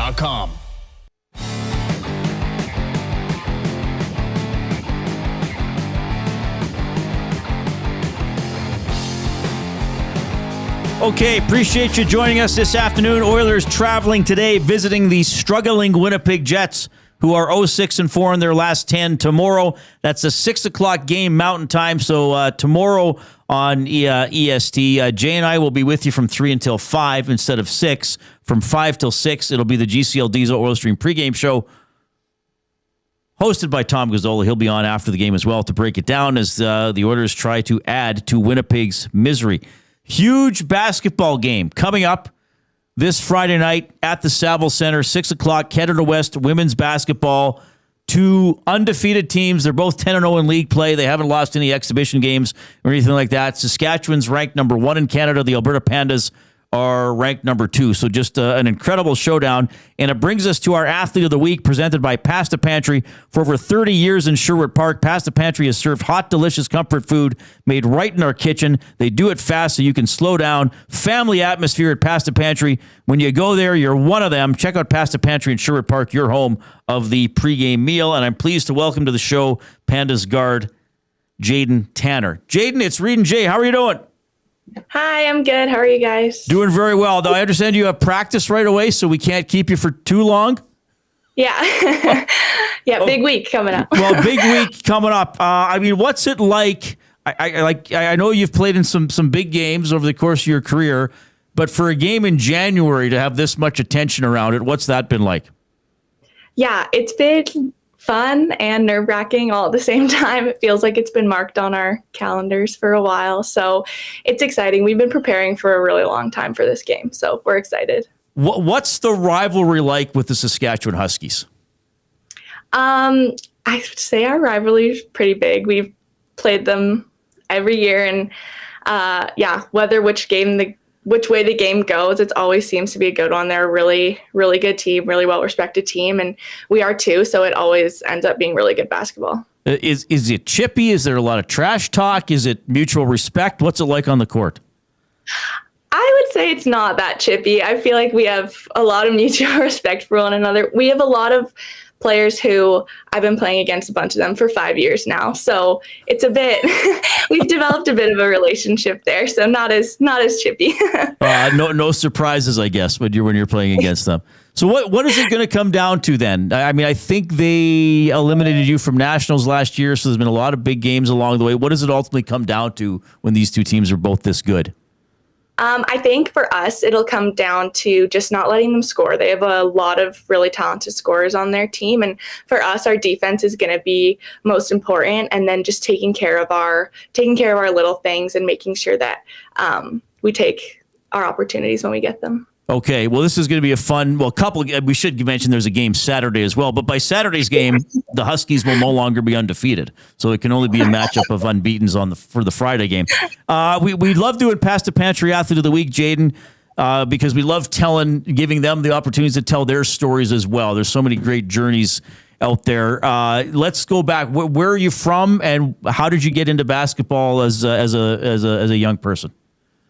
I'm from Calgary, actually, and I grew up playing a lot of soccer. More was my focus sport, and then not until really high school I started getting into basketball and started to really love it. And yeah, from there, just made a connection with Scott, our head coach, and decided I wanted to come to Edmonton. Okay, so that's interesting because even though we find there are still a lot of multi-sport athletes, but basketball wasn't really on your radar when you were small. No, my dad loved it. So he always kept a little bit in there for me. But really soccer was my main focus for a while. And I think a lot of the parts of my game that I like are a testament to have played soccer for a really long time. But what parts are those? That's an interesting comment. I think just being able to, I feel like I can see the court really well. And I felt like that was from soccer, just having to look at such a huge field all the time. And then same thing with just speed and foot speed. I feel like a lot of that was attributed to soccer. Okay. Jaden Tanner from the Pandas basketball team on the Oil Country Towing Video Hotline. So you're playing high school basketball in Calgary, and the head coach of the U of A Pandas in Big Bad Edmonton wants you to play. Was that, I don't know if you buy into the Edmonton-Calgary rivalry or not, but what was it like being recruited by Scott and the Pandas? Well, actually, a lot of my family went to U of A, so they were big supporters of me going. But yeah, it was kind of funny. People were always joking about, why are you going to Edmonton? And I feel like now I'm super happy I did. Well, we like hearing that. Jay and I both went to the U of A, and Jay played football at the U of A. So there you go. We're happy with your decision. Well, yeah. I'll be there Friday night. I might even break out the Block A to come and dust that thing off. Look, I wanted to ask you. Saskatchewan's had your number recently, but this is a team that's loaded with 4th, 5th year players. Yourself, a 5th year senior. How different is it now going into your 5th year with other seniors on the court? What's that extra year of experience mean in situations like a big situation this weekend at Seville? Yeah, I think you just are able to remind each other that you've been here before and we've played in really big games before, and it's going to be okay, and that we have each other's back. And I just think that every year you just gain a lot more confidence. So for me, like, this is the year that I felt the most confident on the court. And I know my teammates feel that way about me. I feel that way about them. So I think it's just a bit of a calming feeling to have older athletes for sure. All right. So this is your 5th year, right? This is it. I don't know. That's the awful way to put it. You're in your final. You're in your final season. What I know you want to end it off with some trophies here at the end. But what's been the most rewarding part about being an Alberta Panda? Oh, just I feel like the relationships I've been able to build is just unmatched. I know I have so many friends for life, and it really truly is like a family. And I know that every team can't say the same. And so I just feel really lucky to have been in such a good team culture my entire time being here. All right. And we got to get to the student part of it as well. What are you studying and what are your career aspirations, if you don't mind sharing? Yeah. So I'm in elementary education. So hopefully going to be teaching somewhere from K to 6 after this. And yeah, that's what I'm doing. Is there still an ed gym? Is there still a gym in the education building? Yes, there is. That thing was old. Yes. A long time ago, because there used to be a gym. It was old when we were young. Yeah. And now we're old. Yeah. And do you guys practice there, or you guys, I mean, Savil's so big, you probably just take that over, huh? Yeah, we're just there now. Lucky. Okay, so you're not main gym or anything like that for any Panda stuff at all anymore, right? No. Yeah, I guess. Well, we're really old fashioned, Jay. We are really old fashioned. Okay, and I'll ask you one more. So it's 6:00 Friday tip off. Again, massive game, 10-0, top 2 teams in the nation. If somebody listening has not attended a evening of Pandas and Golden Bears basketball, what's your biggest selling point for them to go? I would just say that our crowd is super fun. And I think that our school puts on a great event, and there's lots to do there. There's halftime games, there's like merch booths. It's fun. So I would say my biggest selling point is just our crowd. They really get out for us, which we appreciate. All right. And for people who are going to be going on Friday, I don't know if you have names on the back of the jerseys or not. What number are you? I'm number 16. Number 16. All right. Yes. Jaden, congratulations. What's she getting from Pasta Pantry? Oh, yeah. You get a $25 gift certificate and a custom Pasta Pantry Athlete of the Week hat. Awesome. Try Thank that you. on for size. Yeah. Yeah. Well, hey, go get the Huskies this weekend. Thanks for sharing your story and talking about the team. Have a great practice. Tell Scott we say hi. Yes, I will. Thank you guys so much. Right on. That's on the Oil Country Towing Video Hotline. Jaden Tanner, the Pasta Pantry Athlete of the Week. Oh, captain of the team. Should have mentioned that as well. It doesn't surprise me given her energy and how well-spoken she is. And a fifth-year player. So that's a fun one. We appreciate Jaden being available for that interview. I think they practice at 5. Yeah. So this is probably usually maybe some stretching or maybe she's just getting over there and didn't have to pull over or get there earlier to do an interview. So we appreciate her taking time for us and Connor Hood lining that up too. So what's the story again for people who don't know? Because I don't even know if I know the whole story. What's the story with the Block A sweater? Oh, so a Block A sweater, I don't know when it started, but you have to be an active player on your team. So I think a starter or traveling with the team for 3 years. For 3 years, okay. In a row. And then you get adorned with a Block A sweater. Okay. It doesn't have a stripe on it or something? It's got a stripe. It's a green. It's a quite uncomfortable sweater. I'll just say it. Well, you're not wearing this out. And this is, I don't mean this negatively. I just mean that you have aged. Your body would not be the same size as when you received the sweater. I fit into it just fine. Oh, you still fit into it fine? Yeah. Okay. Yeah, I might wear it on Friday, actually. You should. I should wear my Block A on the show. Yeah, because it's not like the Masters green jacket. So you can't wear it out in public. You can wear it wherever you want. You wear this with pride, especially when you're going to events. You see other Block A wearing sweat. April, my wife has one. But you might see someone with a Block A and you'd walk up to them and be like, hey, Jason Milne, Bears football, 01 to, what was it, 05? Yeah. And they'd be like, it's a great conversation starter. Or they just like, yeah, great. Yeah, Jay, I remember you said hi last weekend. Ooh, you're old. All right. So, when you got yours, is there a ceremony? Is it at a grad type thing? Yeah, there's like a breakfast or a Block A dinner. Okay. Where you get your Block A sweater. Yeah, it's an honor. So it's 3 years. So that leaves it open because there are still, I don't know as much in football, but certainly with volleyball and basketball, there'd be transfers from colleges in some cases, right? Yep. Yeah, it's an absolute honor to wear it. Yeah. And the history behind it, it's really cool. Yeah, we'll show it off on Friday. Yeah, it's a sharp looking sweater. It is. Yeah, because I always like when I started doing the Bears, and because I don't remember seeing them in the '90s when I would go to hockey games. I mainly went to hockey. I guess probably at Claire Drake you're wearing a jacket too, if any alum. But I started seeing them when I was doing Bears and Pandas play-by-play, because then you're there every second weekend and you see.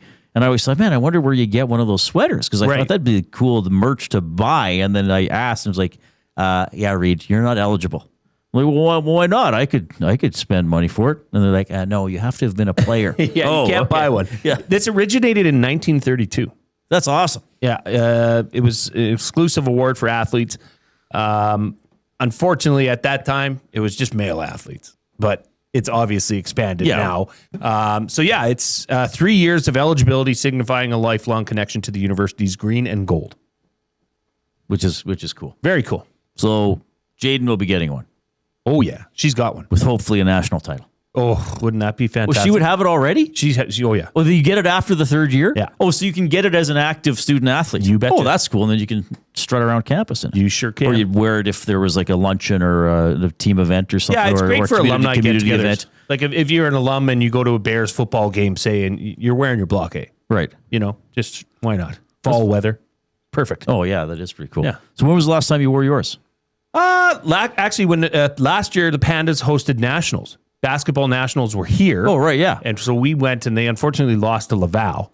But that was the idea. If you're an alum, wear your block A. Oh, cool. Yeah, it was really cool. There's a lot of block A sweaters. That's awesome. Yeah. 780-218-9999 is how you can text us. The River Cree Resort and Casino inbox. River Cree Resort and Casino, home of Tap 25 restaurant, where the entire menu is 50% off 7 days a week from 2 to 5 p.m. We got a bunch of submissions early, so we should revisit it for this. Yeah. The off-topic topic for William Huff: on what game show would you most like to be a contestant? I think I'd probably go with Jeopardy. Maybe that's a bland answer. I fully admit maybe I'd choke in the heat of the moment, or I'd be one of those people where they think their buzzer doesn't work and they just don't realize everybody else is buzzing in quicker. I think you'd do all right. That'd be fun. Price is Right. I think I'd do okay on Price is Right. I think it would depend on the game for me. Like there would be some things I just don't know how much it costs. Right. You know? Yeah, that's true. I feel I have a good grasp on general retail pricing. I feel like, yeah, I guess it depends what it would. But some things, if they put out like it's a woman's necklace, I'm like, I don't know. Right. Sorry, I don't buy jewelry for anybody. Yeah, there would be. Oh, obviously there'd be categories that would. Well, yeah, and it's usually you're picking you. a range, right? And I even watched Prices Right. I used to watch it because they would have the car where you'd try to match the first two digits with the last two. What was the one where you'd roll the big dice and you'd have to pick what slot? Wasn't there a dice game? Oh, yeah. And then you put the die in a slot and then they'd be going, oh, that's and wrong. It has Do to you be want the to right rearrange? total, Yeah. like value or of something, a car. yeah, something like that, yeah. I mean, the most legendary game has got to be Plinko. Yeah. Well, what about the putting? Do they still do the hole in one? And then he'd go, if the person missed, or two. Yeah. Right. And that was the one where you'd have to guess prices of like, Windex. And then you got to move closer for the putt. That's right. And then Barker would always make an inspirational putt. Remember? Yes. He would nail it. Yeah. He was good. I would almost feel in that situation, I would want a longer putt. Yeah, probably so you don't blow it by the hole. So you don't get right up there. Yeah. It's like, well, you got to tap in 2-footer for the car. I'd sit there like, oh, okay. Now everybody thinks I'm going to make it. I think you'd do good at this too. Mex Bezozu sent this into the River Cree inbox, 780-218-9999. He said, I legitimately think I would win in Name That Tune. There is a game Is there show an actual now. show game that Name That Tune? E-Town Beatdown says, my mom, sister, and 3 aunts were on Family Feud Canada last year. Oh, nice. It was so cool to watch the episode. Tube says, I would love to have been on Test Pattern with Dan Gallagher. I do not remember that show. I don't remember that. He says, or the Match Game with Gene Rayburn. Okay. Dave in Section T. I do not know Test Pattern. Haven't thought of Wipeout in a while. Dusty's blown knee dunking in the 1260 TSN hallway immediately came to mind. Yes. Tab says Family Feud, Grumpy Cat, Wheel of Fortune. Oh, Wheel of Fortune. Yeah, we haven't got a lot of Wheel of Fortune ones. What else? Like Family Feud to me is a classic game. I think if you said to me, name game shows, Wheel of Fortune and Price of Right. I'd say Price is Right, Wheel of Fortune, Jeopardy, Family Feud. Those would probably be the ones that would pop into my head right away. Yes. Right away. I agree. Probably a whole bunch we're missing or we never, like Test Pattern. I do not know what that is. Maybe Tube Socks dreamt it. Bumper Stumpers, you wouldn't have known what that is. Yeah, I've seen Bumper Stumpers, but I never would have thought of it on my own. Yeah, I think Price is Right. Do you think Price is Right is bigger than Wheel of Fortune? I think Wheel of Fortune takes the cake. But Wheel of Fortune I don't know, maybe it's still in its prime. No, Vanna's not on it anymore. Is that correct? Well, everything's digital, Reid. There's no need for It's Vanna. just AI. Yeah. Well, she would still touch the... You remember when they actually had to physically spin around? She had to spin them. Yeah, she was working hard. Wheel of Fortune. I'm sure Wheel of Fortune is still going, though. Wheel of Fortune. Oh, right. I think we talked about this before. Vanna is still on it. Vanna White, at 68 years of age, is still going strong with Wheel of Fortune. You know who the host is? I think we talked about him the other day for New Year's Eve. Well, it's not Pat Sajak. It's Seacrest. Sure. Why would like when they need a host, they just thought, Seacrest. Yeah. Vanna White, think of the pension she's got. How long has she been on there? 50 years? Let me see. Vanna White, when did she start on Wheel of Fortune? 45? So it says, here. So she was a contestant in just Wikipedia, of course. She was a Miss Georgia contestant in 1978. She made an appearance. Oh, she was a contestant on The Price is Right on June 20th, 1980. She did not get on stage. She did some acting. Where am I missing the start of Wheel of Fortune here? She's been on Wheel of Fortune since 1982. So what are we at? 44 years-ish? Wow. That's not bad. What a career, eh? But you're right. For the last how many years has she not had to actually turn the letters? Well, probably since the mid-2010s. Probably at least. 2018? Maybe longer. But what a household name. Like, isn't that amazing? Vanna White. Most people know who you're talking about. Well, yeah, and sometimes if somebody, you got a get together or somebody. Oh, you go be the Vanna White. You go be Vanna, or somebody does something, shows off like, that's pretty good. here's a crystal glass that was passed down from my grandma. Okay, Vanna. So Lacombe, Drew, and Steb both said something I said when this first. I also love Ben Stein's money. Steb said he used to win Ben Stein's money. Shawnzy says the grocery store dash game. Oh, remember that? Where you just sweep everything into a... Yeah. That'd be good. So we're really going down the rabbit hole here. This is off Wikipedia. White is famous for her seamless revealing of letters on the game board, her smile, and her constant clapping in support of each episode's contestants. In May of 2023, she was presented with a Guinness World Record certificate for most frequent clapper. As of January 31st, 2013, she had clapped an estimated 3.48 million times across the show's 30 seasons. That's a lot of clapping. Oh, my goodness. That is amazing. Good for Vanna White. Good for her. What else were we talking about?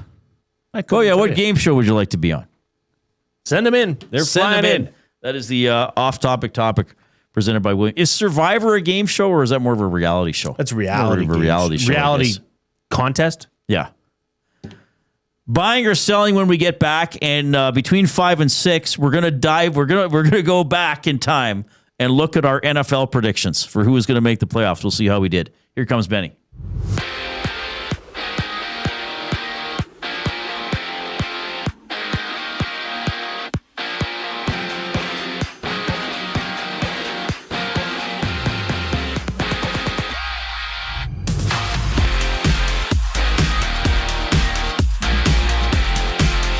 Germany has unveiled its roster for next month's Olympics with Leon Draisaitl headlining the group. Oilers prospect Josh Szymanski also earned a spot on the squad. It's a lighter NHL schedule today. Calgary heads to Montreal. The Blues meet the Blackhawks with Connor Bedard solo for Chicago, and San Jose goes toe-to-toe with Los Angeles. The Kings' Corey Perry has been designated non-roster playing status with no additional details released. As a result, Andre Lee and Taylor Ward have been recalled from the AHL on an emergency basis. For the Jets, Hayden Fleury has been released from the hospital after being stretchered off the ice last night against the Golden Knights. Fleury suffered a broken nose and a bruised back after crashing headfirst into the end boards when he lost his footing following a hit from Vegas's Keegan Colasar. In Swift Current, the Oil Kings hit the road to face the Broncos at 6 o'clock, with Edmonton currently sitting third in the Eastern Conference. Some notable movement in the OHL ahead of the trade deadline. Former Oilers Sam O'Reilly has been moved from London to Kitchener, along with Jared Woolley, in exchange for Kane Barch, Jacob Shue, and 11 draft picks. For the Bills, Jordan Phillips has been placed on injured reserve with an undisclosed injury. Buffalo has responded by signing Dane Jackson from the practice squad. And in the association tonight, there are 12 games on board. Toronto and Charlotte tip off at 5. The Lakers and Spurs tip off at 7:30. And Portland welcomes Houston at 8 o'clock. The Reid Wilkins Show continues here after this break. I'm Ben Thompson. You're up to date. The EST Hangout. Darnell Nurse, who's wildly inconsistent, and when he screws up big. And then you have Evan Bouchard, who, as good as he is offensively, which is elite, he could be equally as bad defensively and has zero physical play. And then you got Jake Wallman, who's just always hurt. So that's a lot of issues. Yes. This blue line concerns me about this team the most. The EST Hangout, presented by Sentinel Storage. Weekday mornings 9 to 11, only on Edmonton Sports Talk. Your clear choice for Edmonton sports. Make a fresh start in the new year with Sentinel Storage. With convenient locations near you, Sentinel Storage is here to help you make space for everything 2026 holds. Sentinel Storage. Buy Canadian, store Canadian. Try 4 weeks free. Visit sentinelstorage.ca. Hey Edmonton, did you know a local Play Alberta winner scored over $430,000 on Desert Fantasy? Think about the rec room you could build with that kind of cash. From major casino winners every hour to jackpots worth millions and hundreds of popular games to money that stays in the province, there has never been a better time to sign up for Play Alberta. Download the app today to get started with casino, sports, and lottery, all in one app. Must be 18 plus to play. When you gamble, use your game sense. EST Afternoons. You could have one buyout, one redo. A redo or a buyout? Let's do a redo. Okay. It's easy. Darnell? No. Trent, Frederic? Jack Campbell. Oh, okay. Damn, I didn't even think of that one. I know you didn't. Right now, he's $2.3 million, or total 2.5. For how much longer? Forever. Till 2029, 30. Yeah. Wow. EST Afternoons, weekday afternoons 1 to 3, only on Edmonton Sports Talk. Your clear choice for Edmonton sports. UFC 324 is live Saturday, January 24th at the Canadian Brewhouse. With TVs at every turn, ice cold drinks, and nonstop action, you won't miss a second of the fight. UFC 324, live at the Canadian Brewhouse. Our house is your house. The Oil Stream. Since the Oilers were shut out by Wallstead December 2nd, the next 16 games, McDavid has 39 points, which is 2.44 points per game, which is a 200-point pace for the season. He also has 86 shots in those 16 games. That's 440-shot pace. The Oil Stream, presented by Boston Pizza. Monday, Wednesday, and Friday afternoons at noon, only on Edmonton Sports Talk. Your clear choice for Edmonton sports.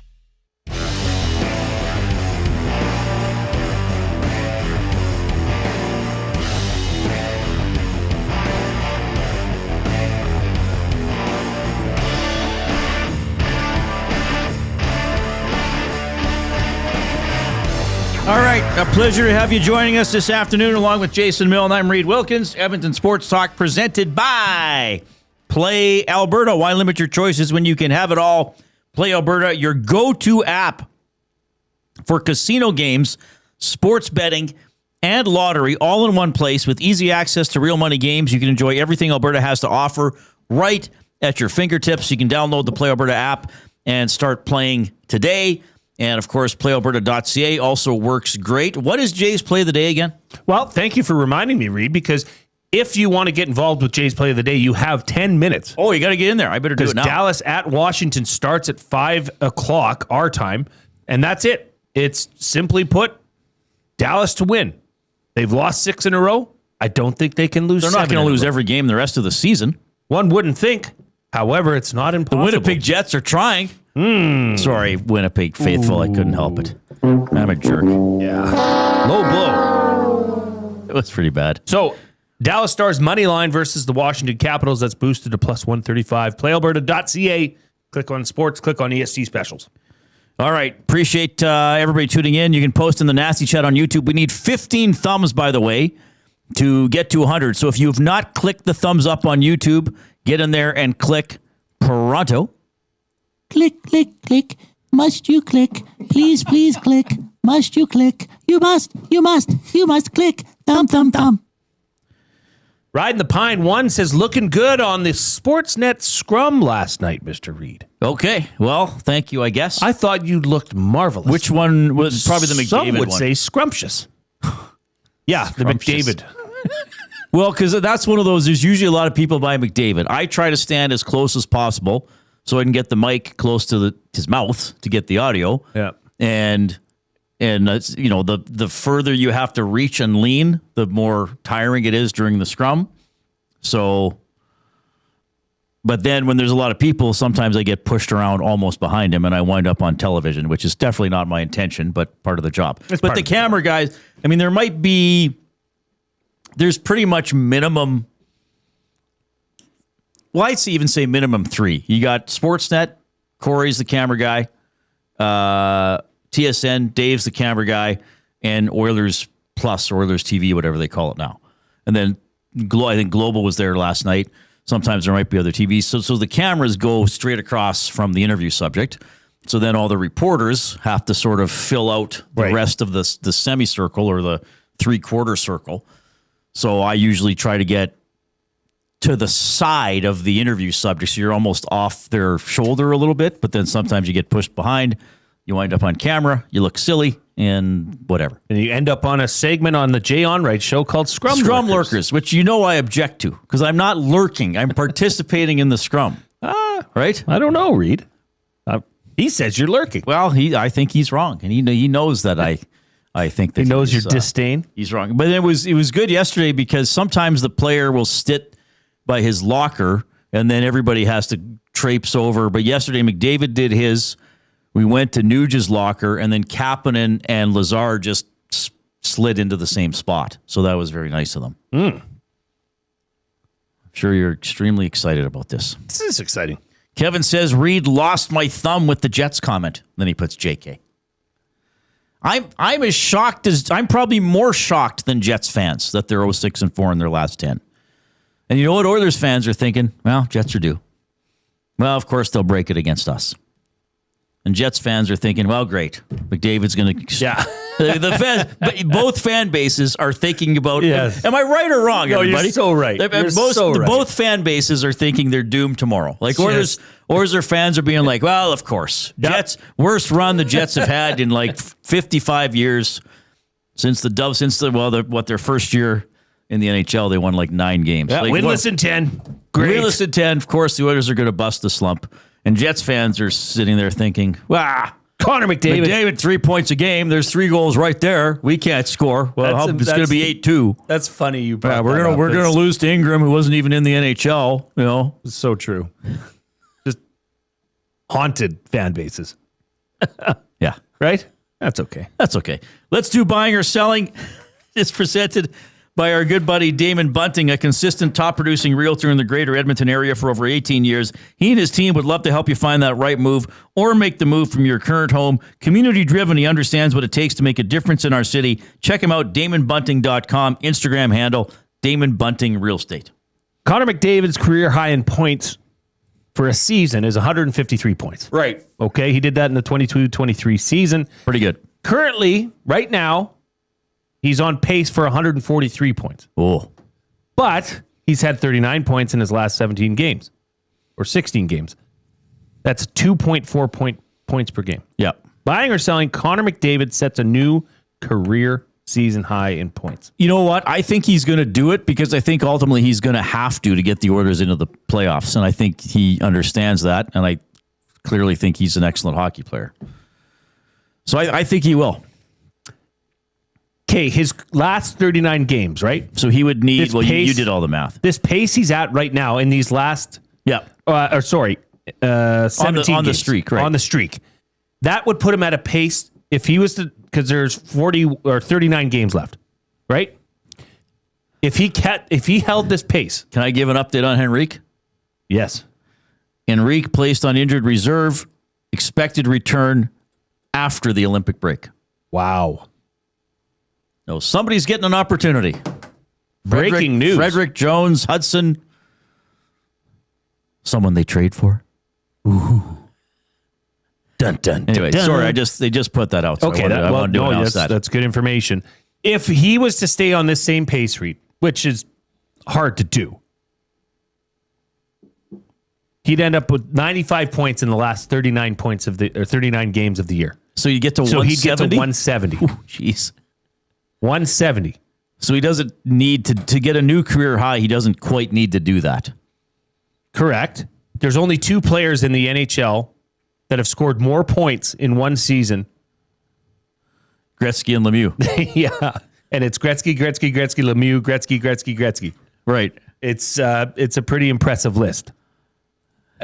Okay, so you're buying. You think he can set a new season career high? Well, why not? I like to be optimistic. I like agree. So who has gotten? Nobody's ever gotten over 215. The best non-Gretzky, non-Lemieux season, right? That's what I'm going with this. Yes. Is Yzerman at 155? Yep. In 88-89. And then McDavid's at 153, Esposito 152, Nichols 150. So those are the guys who were over 150 who didn't wear neither 66 nor 99. Crazy. So McDavid could flirt if he keeps this going with 170. If he does, he will which be would at be 170. the 8th best season of all time. All time. Incredible. Right. And this is a bit of a different era. A little bit.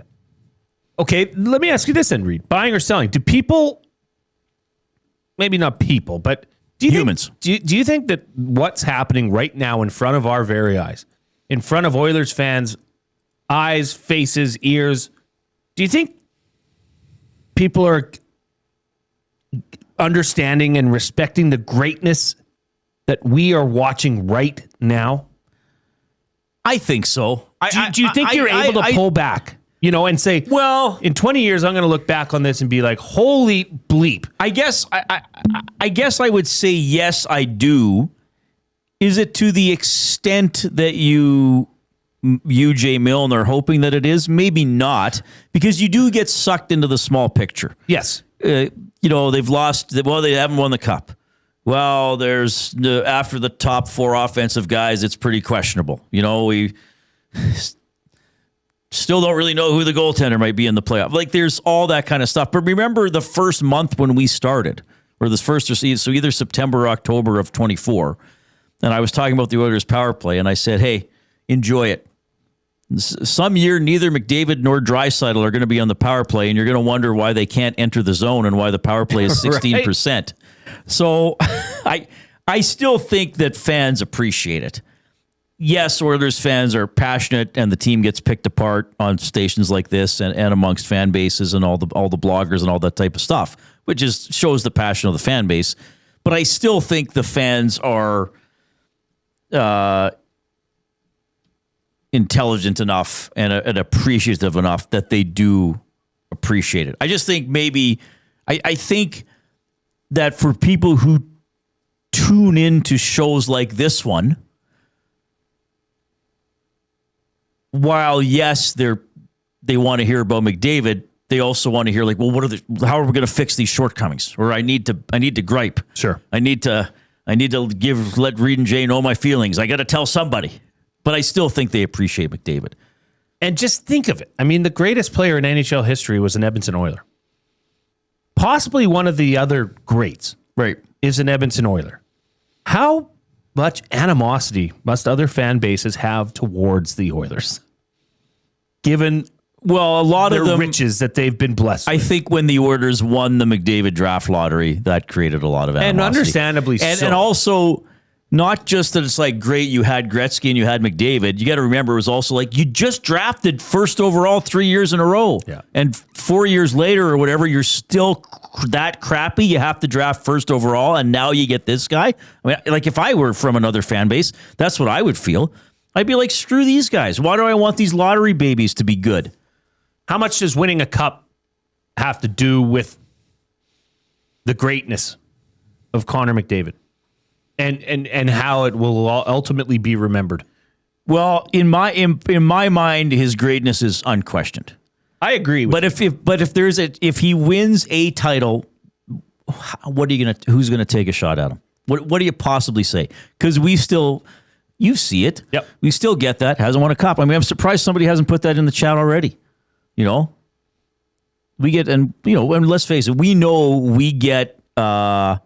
And I don't care why you listen to us, if you listen to us, but you know very well, because you've experienced it now too. I've been experiencing it for over a decade of my life. You know very well, people from other fan bases listen to this show just to jump on things we say that they don't like and to put the Oilers down. Sure. Which doesn't hurt our feelings. No. They think it does, but Welcome. It doesn't. So, but of course there's going to be like, well, he didn't win. Yep. Didn't win. Didn't win the cup, must be a loser. I mean, my buddy James in the chat last week when I was talking about the power play, he was like, Reid, how many cups has that power play won him? Okay. Right. But if he ever...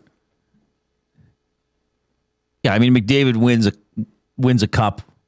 I mean, okay, yeah, he's not the greatest checker in the world. Okay. I think this portion of this season, Reid, has at least reminded people, certainly you and I have talked about it, of what Edmontonians get to witness night in, night out with this team. Well, when he's playing like this, he is virtually unstoppable. And I don't, of course, he can be, an individual chance can be stopped, but he's virtually unstoppable in terms of consistently creating offense. I mean, 10 shots. Who gets 10 shots on goal in a game? And he had 9 in one a few games ago. Mm-hmm. Like, most players wouldn't handle the puck enough to get 10 shots on goal, right?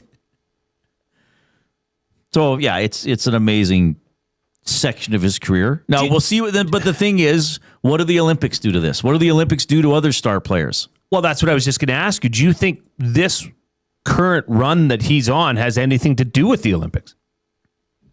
Do you think he's trying to set the bar for himself and push himself to levels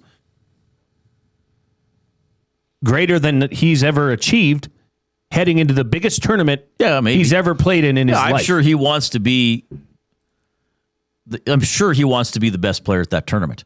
Yes. And I hope he feels that way. I hope McKinnon wants to be the best player at the tournament. I hope Crosby wants to be like then Canada's got a good chance to win.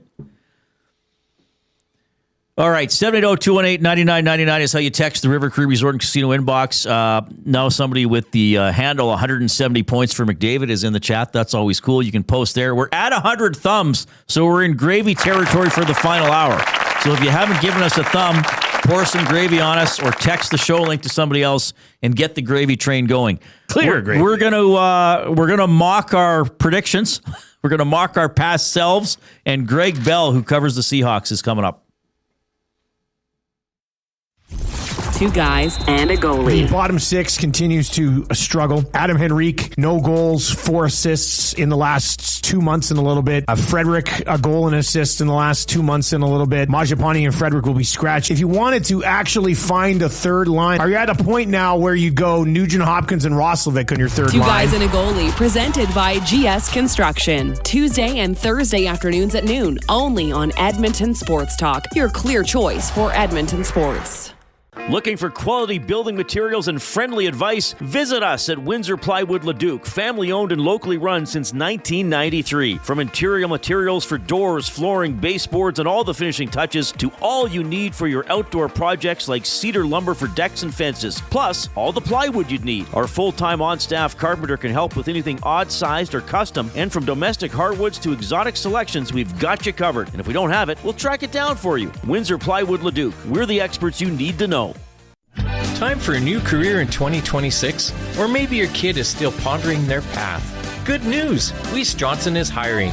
It's Dennis, and not only are we hiring for heating and air conditioning, we're also looking for experienced plumbers and gas fitters. With the growth in residential development, there's no shortage of opportunities at Weiss Johnson. Choose your path with us. Learn from one of the industry leaders, and we will grow together. Receive great benefits and school reimbursement as well. Visit weiss-johnson.com today. Make a fresh start in the new year with Sentinel Storage. With convenient locations near you, Sentinel Storage is here to help you make space for everything 2026 holds. Sentinel Storage. Buy Canadian, store Canadian. Try 4 weeks free. Visit sentinelstorage.ca. Running your own small business takes courage, and as it grows, so does your team. That's why Alberta Blue Cross offers health, dental, life, disability, and wellness benefits designed for small businesses. Because we know a healthy team means a thriving business. Join over 5,000 Alberta businesses who have chosen us to help their business grow and succeed. Alberta Blue Cross takes care of you and your employees, so you can take care of your business. Visit ab.bluecross.ca to find a plan that's right for you. At Mind360, we invite you to embark on your mental health journey in a safe and comfortable space. Conveniently located in St. Albert, Mind360 has a diverse team of experienced clinicians that offer a broad range of tailored services for children, adults, and families. Furthermore, we are very proud to serve our military, veterans, and first responders. If you're looking for counseling, treatment, or assessment, understand that you are not alone. Contact Mind360 at mind360.ca to book an appointment today.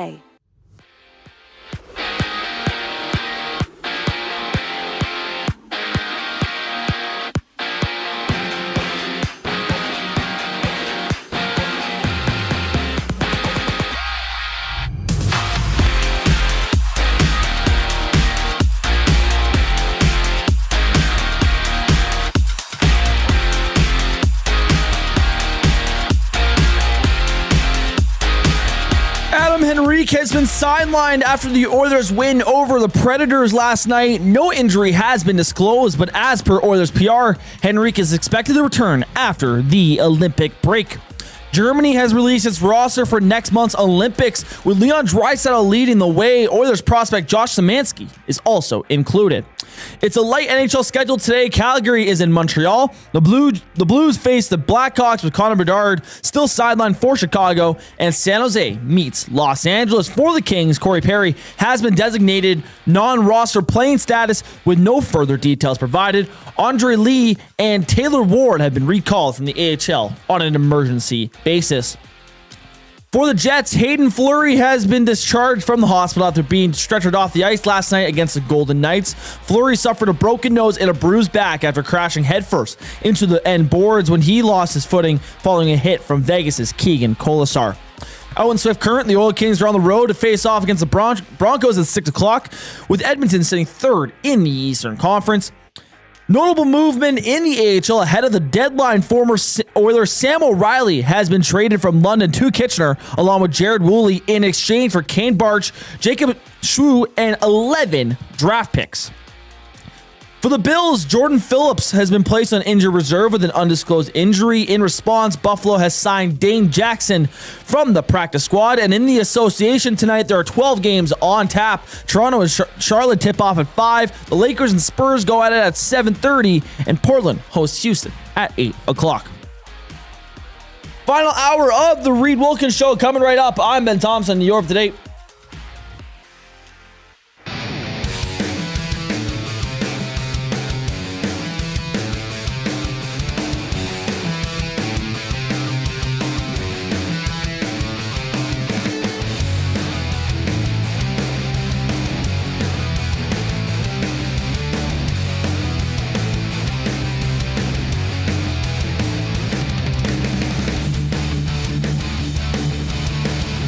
Good to have you tuning in this afternoon. You just heard from Ben Thompson. He's in for Zach Kubish today at the technical desk. Adam Henrique on injured reserve, not expected to be back until after the Olympic break. Haven't seen any other roster moves today by the Edmonton Oilers, so we will keep an eye on that. I guess maybe we just see what else is going on with if Frederic comes back into the lineup.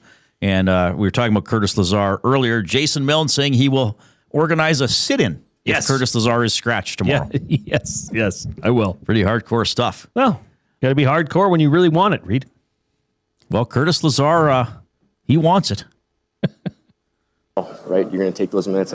I mean, it's the NHL, right? You're going to take those minutes anytime. There's people around the world that would do a lot of things just to get a chance at this league. So if I can be a specialist in the city, as long as my names continue to get called, even if it's not that much, you go out there and you do a job. Because you say we lose a guy early, then the role gets a little bit more important here and there. So it takes an army, and for myself, it's just kind of that next shift mentality whenever it comes. Yeah, well, they need him. I mean, I realize Henrique's been criticized, and for understandably so.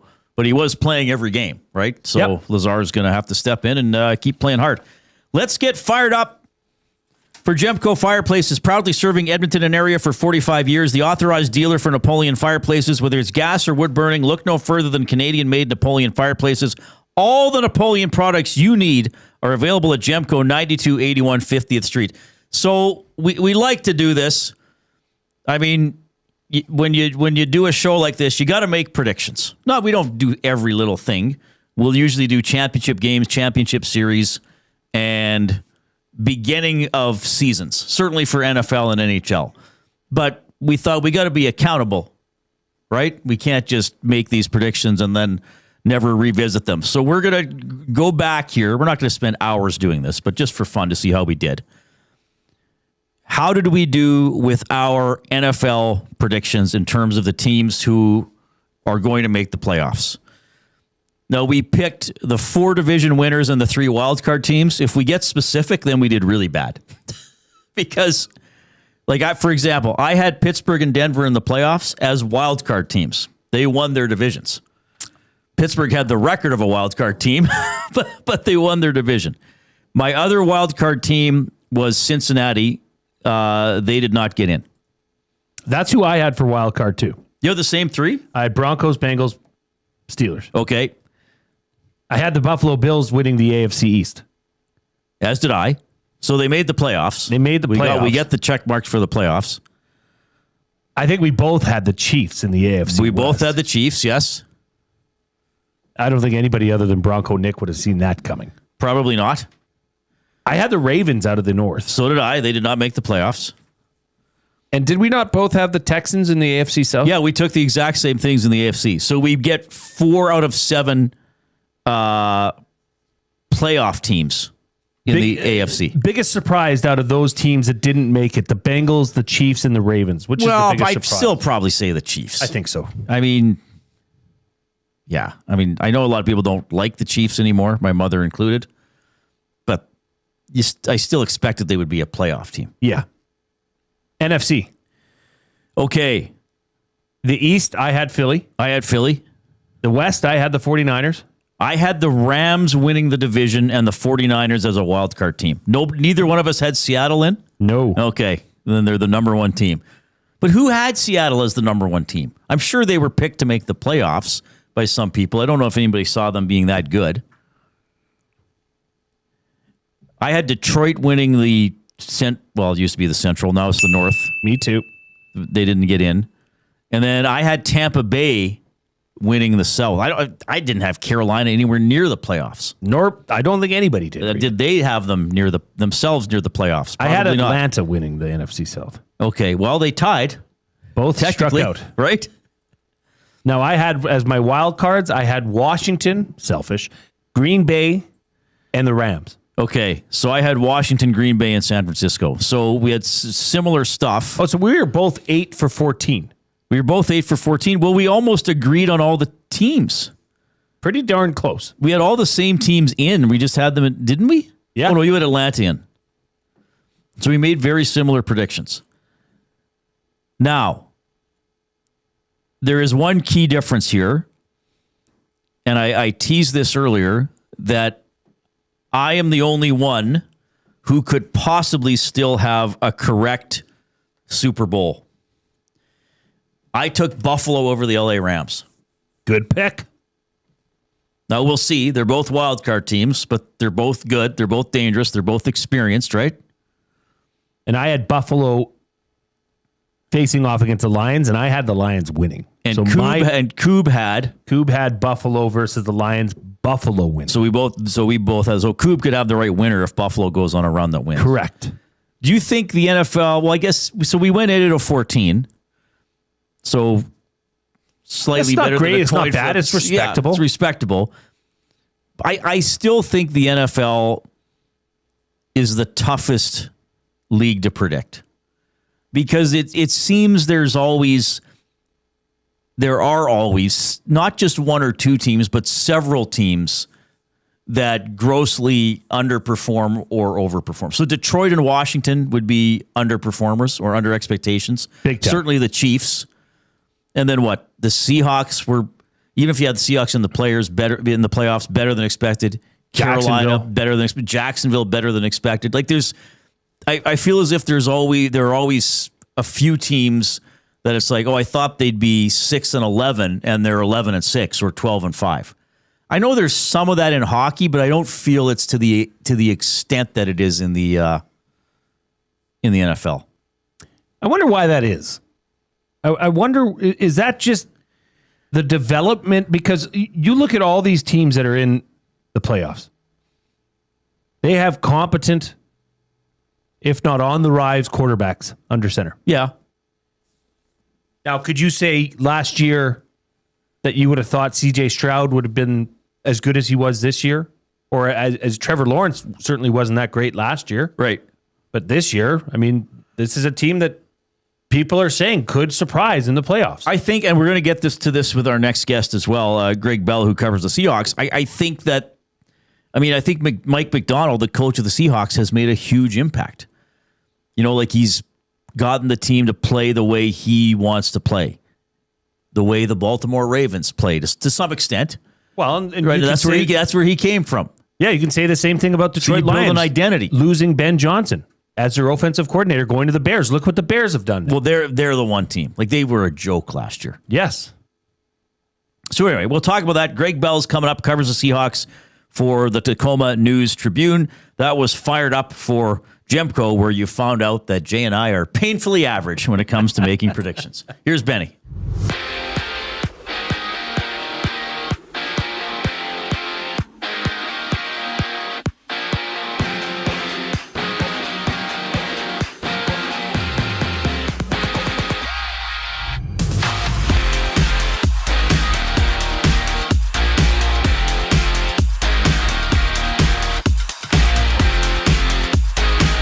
Adam Henrique has been sidelined following the Oilers' win over the Predators last night. No specific injury has been disclosed, but according to Oilers PR, Henrique is expected to return after the Olympic break. Germany has released its roster for next month's Olympics, with Leon Draisaitl leading the way. Oilers prospect Josh Szymanski is also included on the squad. It's a light NHL schedule today. Calgary visits Montreal. The Blues take on the Blackhawks with Connor Bedard still sidelined for Chicago. And San Jose squares off with Los Angeles. For the Kings, Corey Perry has been designated non-roster playing status with no further details provided. Andre Lee and Taylor Ward have been recalled from the AHL on an emergency basis.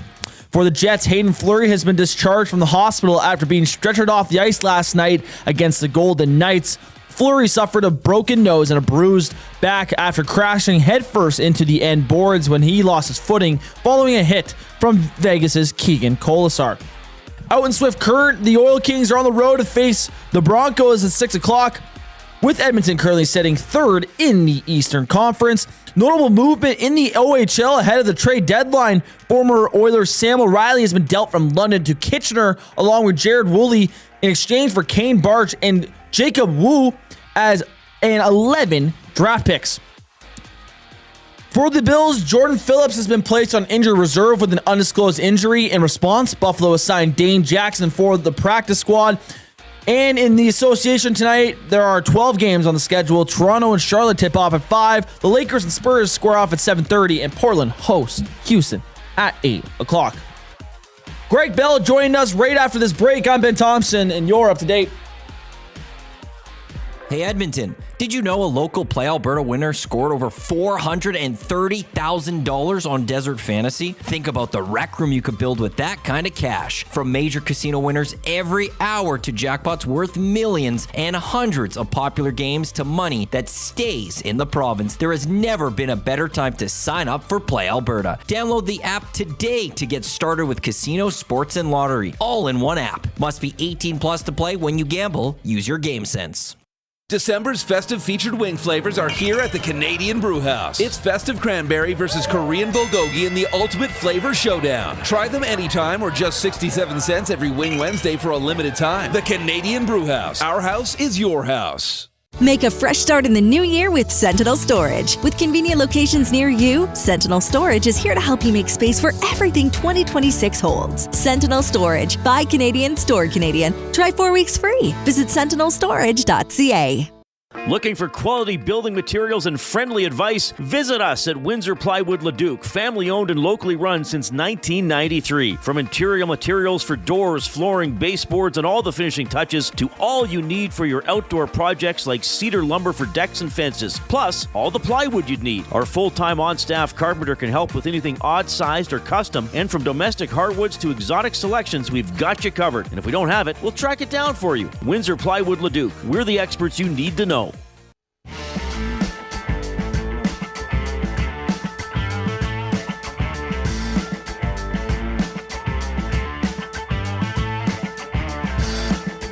Good to have you tuning in this afternoon. Travel day for the Oilers. Adam Henrique placed on injured reserve, likely out until after the Olympic break. Oilers Jets tomorrow. The Jets 0 wins in their last 10 games. 6 o'clock game we'll have at 5 o'clock tomorrow. The GCL Diesel Oil Stream pregame show hosted by Tom Gazzola. Of course, leading up to a big weekend of playoff games in the National Football League. 2 playoff teams won't be playing, of course. One of them, the Seattle Seahawks. This guy covers the Seahawks. We're going to go to the Oil Country Towing video hotline. Oil Country Towing, Edmonton's most trusted 24/7 roadside rescue team. Fast, safe, and reliable for over 15 years. Whether it's game day or a snowstorm, we work as hard as your favorite team to get you going. Call 780-986-6088 for all your towing needs. Greg Bell from the Tacoma News Tribune on the Oil Country Towing video hotline. Greg, it's Reid and Jay. How are you doing, sir?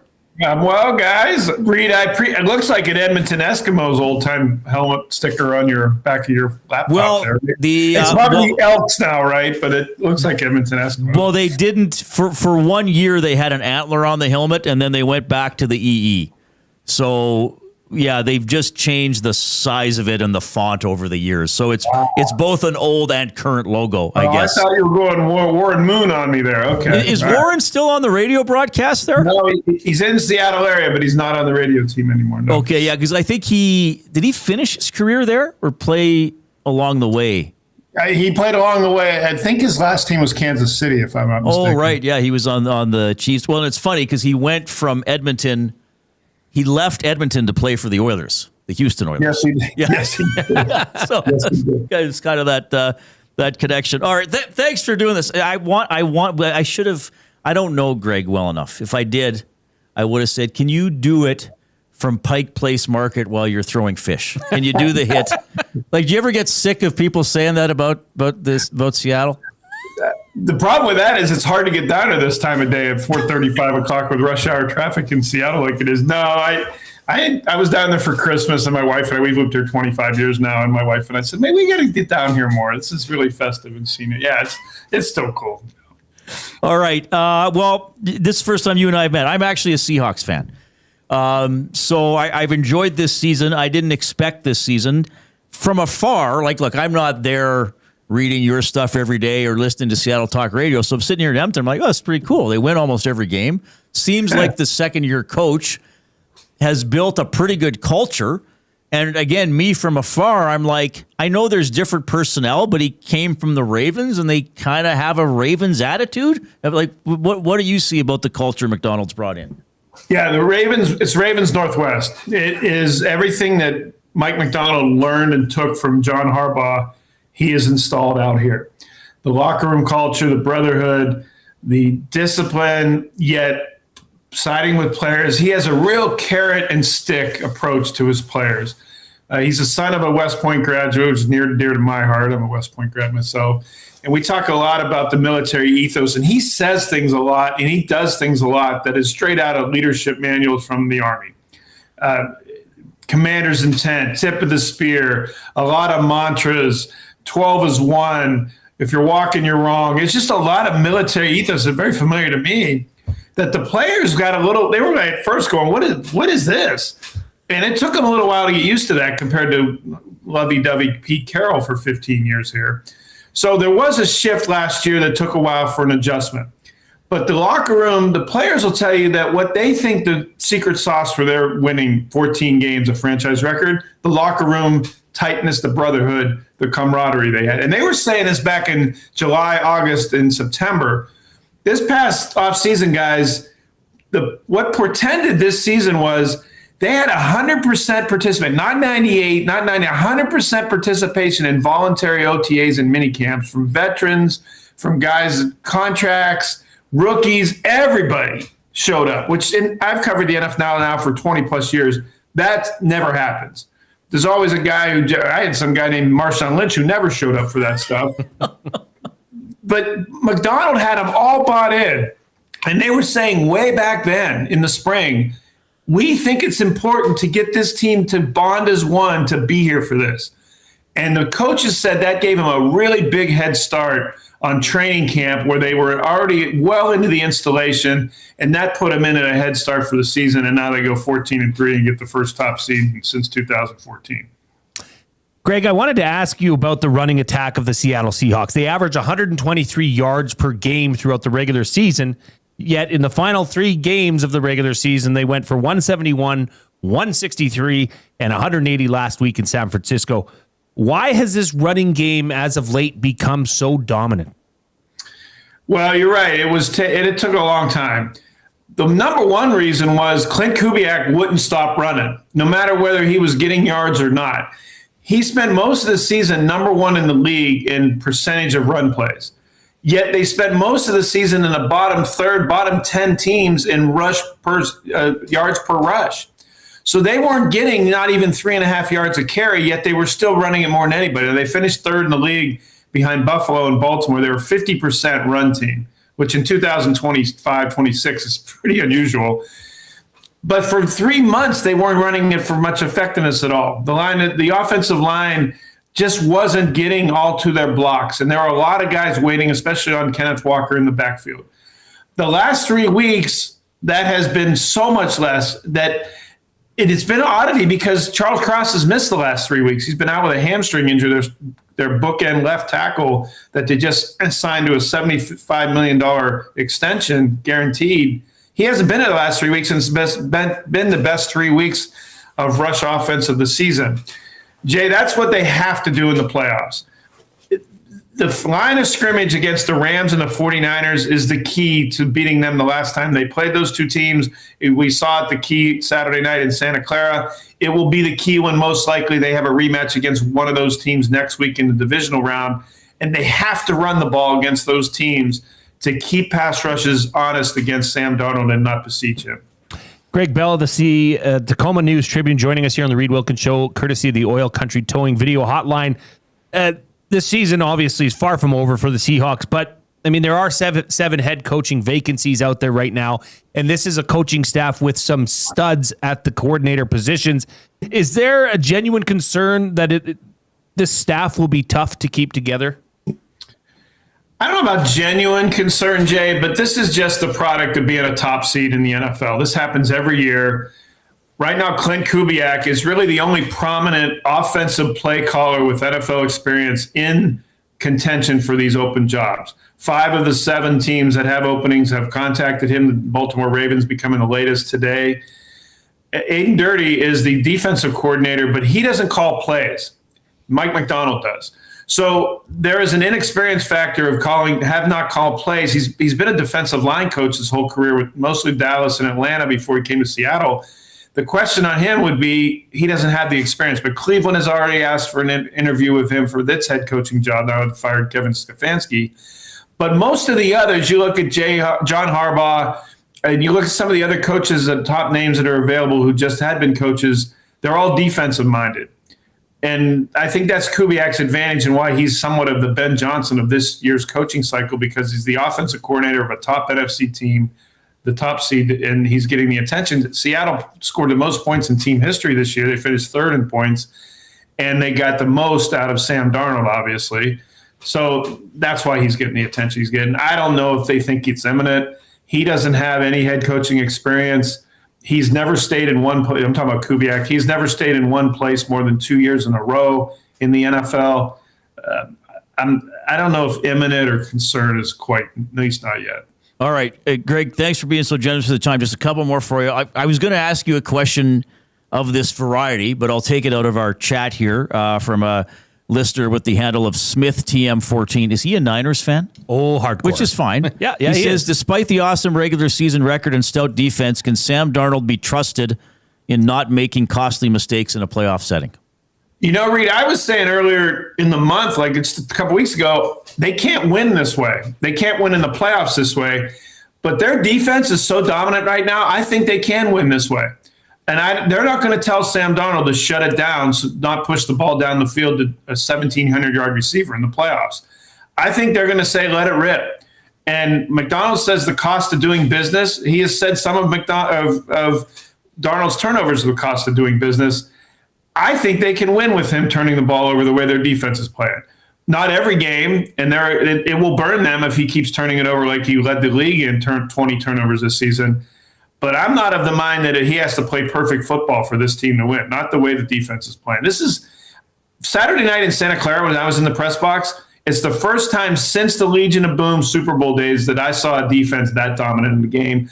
The last time I saw a team defensively just take over the game from the start for Seattle was Super Bowl 48 against Peyton Manning and the Broncos. That's what that reminded me of Saturday night in Santa Clara. Yeah, really good performance. So I look at this, and again, the guy who talks mostly hockey at Edmonton is going to give you his projections. But like the NFC West is awesome. The Rams scare me the most. Now, Jay has said that the Rams, he thinks they're also the most likely to mess up a game, like maybe against Atlanta or something. But I just think the Rams, like well coached, great quarterback, good defense as well. I think I think it's Rams or Seahawks coming out of the NFC. But I know the Eagles have experience. Chicago's, this team on the right. Do you sort of have a handicap or a top challenger maybe for the Seahawks? Whoever has to come to Seattle and try to beat them? I think it's the Rams, too. They lit them up for 481 yards here in Seattle a couple weeks ago. And only because the Seattle defense got 3 3-and-outs in the fourth quarter did they get a chance to get that 16-point comeback with 10 minutes left. If Rashid Shaheed doesn't return that punt for a touchdown with 8 minutes to go, they don't win that game because they probably don't drive down the field enough 2 times in the last 8 minutes to tie the game and force overtime. That team lit them up. Now, in the first game in Los Angeles and in Inglewood, that not so much. The Rams were handed 2 of their 3 touchdowns by Sam Darnold's 4 interceptions, 21-19. So which Rams team, which Seahawks defense against the Rams would show up? I think that's going to be the matchup next week. I think the Eagles are going to beat the 49ers on the road, with the Niners having to go back east with all the injuries they have. And I think that the Rams are going to beat the Panthers this weekend. I think the Bears are going to beat the Packers, which will mean the lowest remaining seed will be the Rams. That means the Rams come to Seattle next week. That game's probably going to be on a Saturday, too. The NFL always likes to put top seeds on a Saturday. But to your point, the Rams, to me, are their biggest threat. I think Caleb Williams and the Bears' offense could be a dynamic that Seattle hasn't faced with a quarterback that can extend plays. I'm not worried so much about the Eagles. I think the Seahawks defense would match up really well against Philadelphia and what they try to do offensively. I'm with you on the Rams.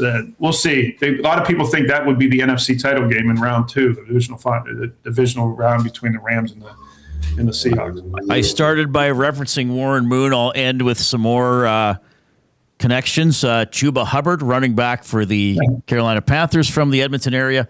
Brandon Browner, a former Seahawks defensive back, was, of course, a Calgary Stampeder. And John Ryan played his former pro game as an Elk a couple of years ago. So there you go. He was Regina, Saskatchewan's John Ryan, University of Regina. I'm very well familiar with the following in Canada of John Ryan. One of my favorite Seahawks I've ever covered. And yeah, he's awesome. By the way, since you're throwing it out, Reid, I'll give you my pucks.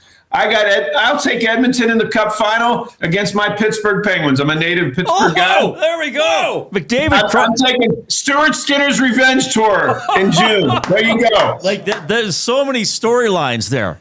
The Skinner Jari, and well, how about this? McDavid Crosby help Canada win gold and then play against each other. For I was Stanley there Cup. in 2010 in Vancouver. It was one of the highlights of my career, sitting 7 rows off the ice at GM Place to watch that gold medal match for when Crosby golden goal. Oh, classic game. I've been wishing for a Penguins Oilers final since Gretzky and Lemieux were playing back in the 80s and 90s. So that's my prediction. The old men for Pittsburgh get it done. I love Stuart Skinner on the Penguins, by the way. They have goaltending issues for years.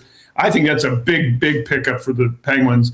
Let's get Penguins and Oilers in June. How about that? Oh, that's awesome. Greg, we'll have to talk to you again. Great insight, and I love talking about the Seahawks because it's been fun for me following them this year. Hey, have a great evening. Have a great week. We'll talk to you again soon. All right. Thank you all. Enjoy Edmonton. Be warm. Thanks. Greg Bell checking in on the Oil Country Towing video hotline, covers the Seahawks for the Tacoma News Tribune. Man, he was great. That was awesome. And he's given that's a bold Cup prediction. We'll see. I think Oilers fans would take Oilers against anybody in the Cup final. Yes, so they would. So we'll see about that. Smith TM14 also posting special teams do win games. Seattle has that where Los Angeles doesn't, and because they got Shaheed from the Saints, right? Yeah, that was a massive pickup, big time. I mean, they've game changer. Yeah, because a lot of NFL game breaker. And this is the one thing we this is the very Canadian thing to say. Well, the NFL has better players, but the returns aren't as exciting. Like who? Okay, let me ask everybody this: even the NFL lovers. Who like the CFL? Like I watch both. I like football. I have my favorite teams. I like the Elks. I like the Seahawks. So I watch those teams the most. Is anybody really going to say the fair catch is better than somebody breaking a return? I know no yards can be frustrating, but at least the play doesn't end with the guy catching the ball, right? And Shaheed doesn't fair catch a lot. He does sometimes, but he wants to take it back. And there are some. I would say there are some punt returners in the NFL who are just primarily told you are a punt catcher. You are not a punt returner. Yeah, maybe it's not as bad as the. I might take that a step further and say that I think the downed punt is one of the most exciting plays in football. The timing of it, downing to get it inside the 5. Yeah, when it just or rolls dead around the 30, that's not as exciting. No, but the player that throws it out of the end zone. Yeah, those are exciting. And then consequently what happens after that is you have an offense that's backed up. It can lead to confusion and safeties. It's a good sequence. That was it. That was an awesome interview. Oh, he was good. Good context. Very insightful. I wanted, because I've been saying to you that for the last couple of weeks as the Seahawks have kept going here. I was like, they look like Baltimore. And I know they don't have Henry and Darnold and Jackson or skill sets, but I just mean that sort of attitude. They play fierce football. Would that be a fair word to use? Yes. Especially on defense. Yes. That's good. It's good for the Seahawks. And we're going to track down in LA, I guess, hopefully for Friday. Oh, yeah. Heading into Wildcard weekend. A reminder, this is for all those Nasty Club members out there. If you go to the Nasty Club page, and you click on shows and you click on Nasty Club, Reid and I are going to be starting to put in more content into there. But one thing you'll find is yesterday's outtakes from our Instagram video that we put up with Matthew Iwanek shooting foul throws, or free throws, sorry. Those bloopers are in there only for Nasty Club members. And a little teaser here. I have found the files for North Shore. The audio files for every Brody North Shore song, and I have transferred those into the hands of Matthew Iwanek. So, as per request, mostly by VR Montenegro, the Brody North Shore songs should be in the Nasty Club, on the Nasty Club page in shortly. I won't put a time frame on it because I don't know how long it takes, but I have given it to the right guy. Okay, that's perfect. So you can listen all you want. I'm going to get judgment on the lyrics. I can tell you that already. This is amazing. Yes. This is going to be fun. It will be. All right. If you have not given us a thumbs up and you're on YouTube, please do so. We're over 100, but let's see how high we can go. You can, of course, text us 780-218-9999. That is the River Cree Resort and Casino inbox. Happy hour featuring $5.25 drinks at River Cree Resort and Casino. That's available Sunday to Thursday, 9 a.m. until 7 p.m. Here's Benny.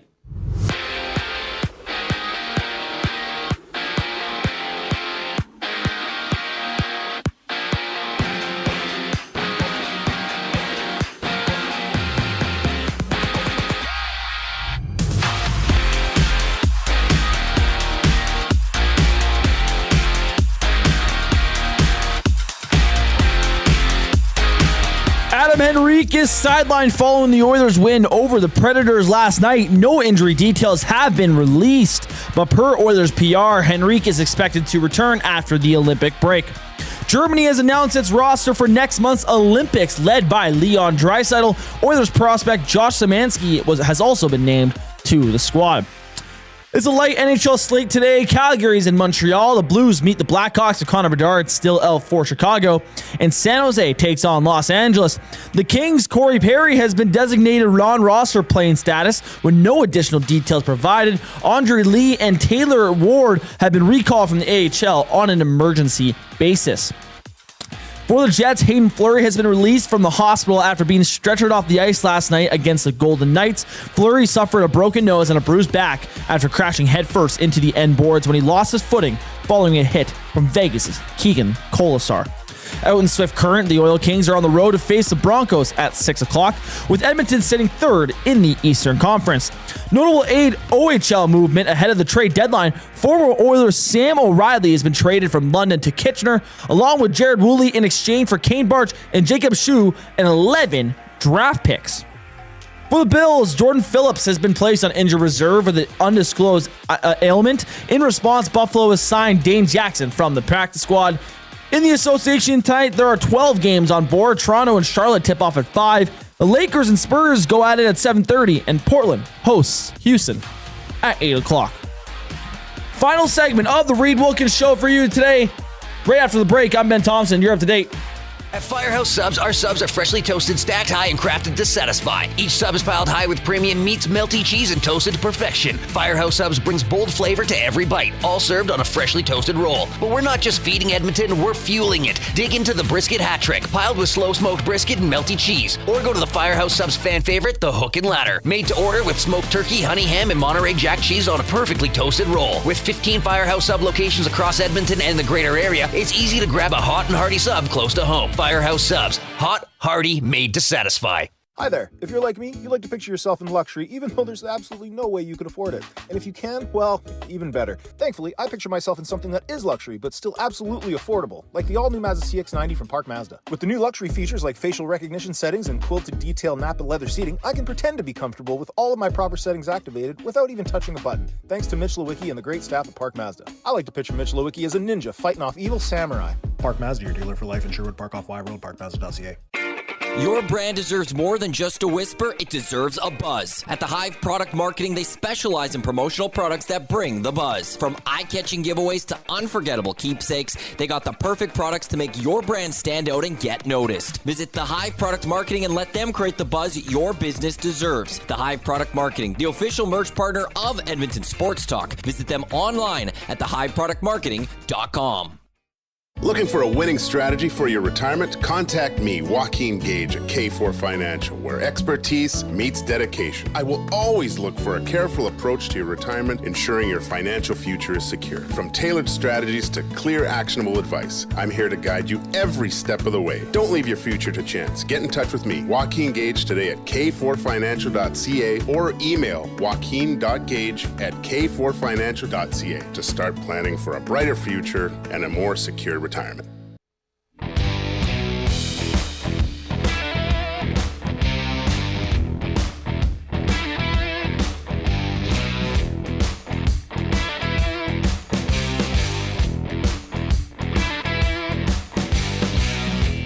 Okay, here we go. Final segment of the show. Of course, we're in the Canadian Brew House studio. Pizza Sunday is back at the Canadian Brew House. After 4 p.m., grab an 8-inch 2-topping pizza for just $9.99. Wash it down with $6.99 doubles and $1 off Bud Light tankards. Canadian Brew House studio. He's Jay Milne. I'm Reid Wilkins. Thanks a lot for joining us this afternoon. Oilers traveling today in Pittsburgh. Tomorrow, Kasperi Kapanen playing pretty well yesterday. Here's head coach Kris Knoblauch. Oh, guys are so happy for him.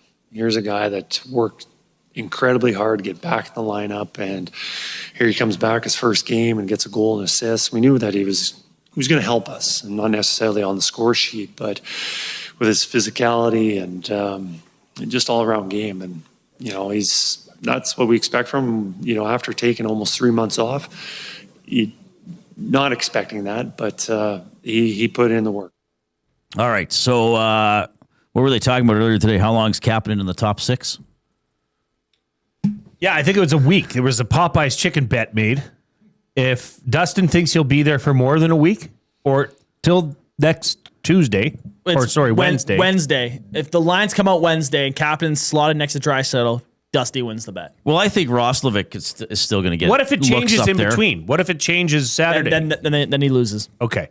And we win because he's going to buy the entire office. Oh, everybody wins? Popeyes. Yes. Oh, it's not just us. It was a big Or it's bet. not just the guys on the earlier show. Oh, it's everyone. So you could get your chicken sandwich. I had one today. Yeah. It was delicious. Looked good. Look, Kapanen, good for him. Played fairly well. Went to the net, got the goal. Good play to get to the puck, set up Leon. Big goal for Leon he had he'd only scored in one of his previous 13 games, though he had 3 goals because he got a hat trick in that game. What did you say, though? I think at some point Roslovic will still get a look with those guys. Sure. But if Kapanen can remain or be consistent, that alleviates a lot of that's the thing. He hasn't been an overly consistent player. But Knoblauch said yesterday he sees him as a guy who can get about 15 goals if he were to play a full season. Most of his resume would not suggest that, but it's 15 goals. We'll see. Well, in this day and age, if you're not on the power play, it's not bad. 15 5-on-5 is pretty good. So, yeah, we'll see. Of course, Edmonton Sports Talk is presented by Play Alberta. Make your bets count for you and everyone else with the Play Alberta app. With hundreds of player prop bets on the biggest leagues, NFL, CFL, NHL, NBA, MLB, you name it.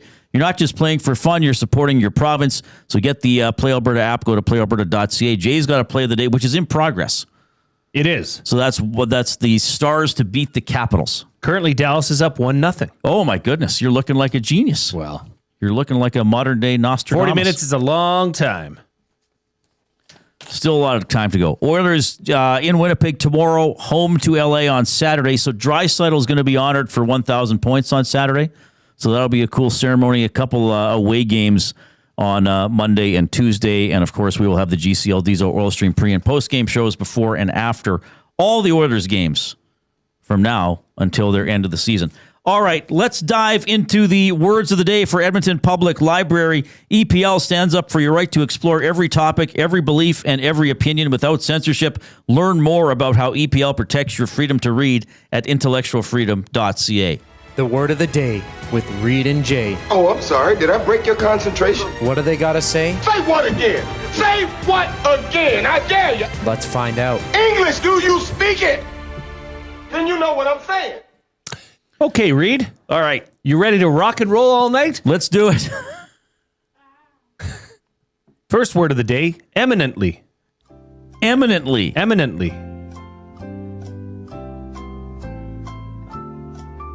Eminently.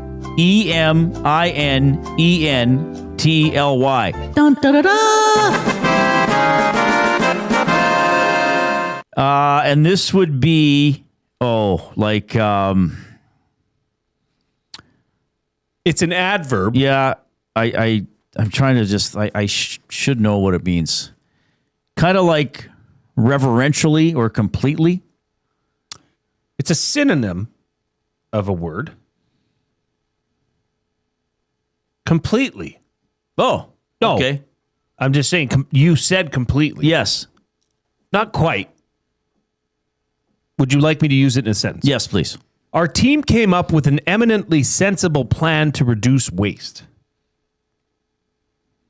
Oh, like Logically? Like something that's logical? You're directionally there. Eminently is used as a synonym of very and means to a high degree. Oh, okay. So I didn't quite get it. I'll give you 0.25. Okay. So 1.25 out of 2. That's kind of you. Yeah, thanks, Reid. I'm a generous man. Second word of the day, aggrieve. Aggrieve. Aggrieve. Geez, I'm trying to think.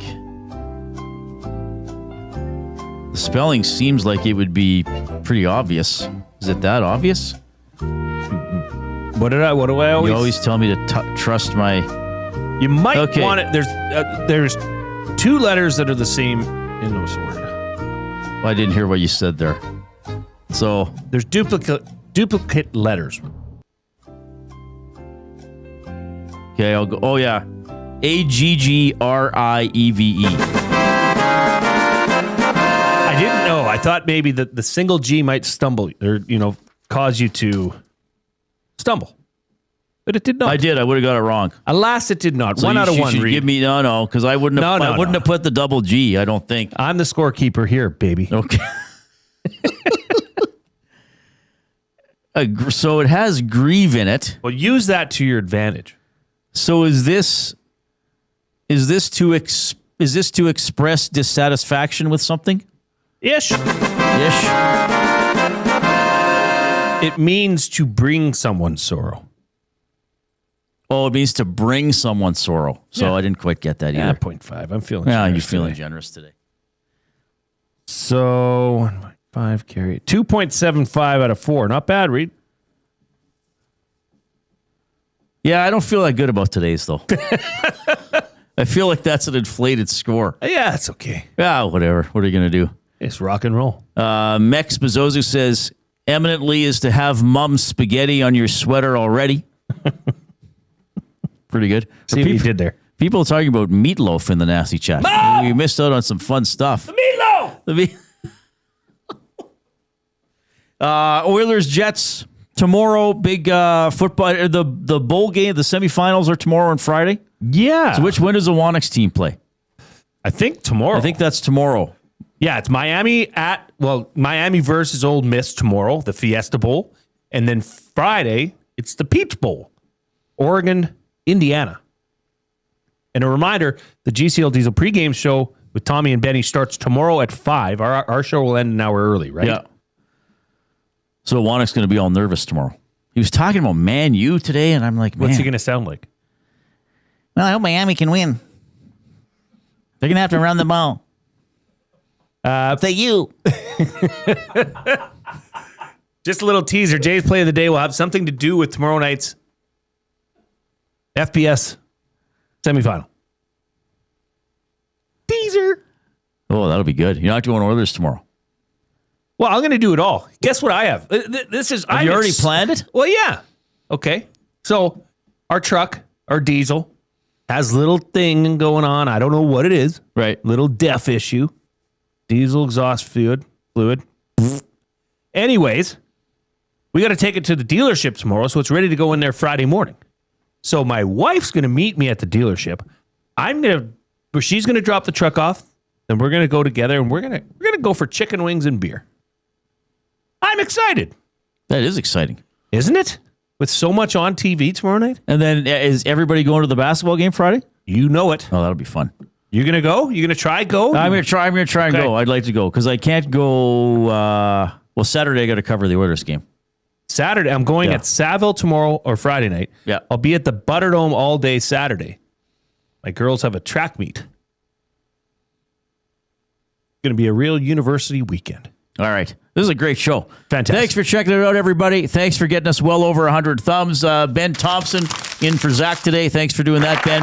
I'm Jason Milne. I'm Reid. Have a great evening. Woo!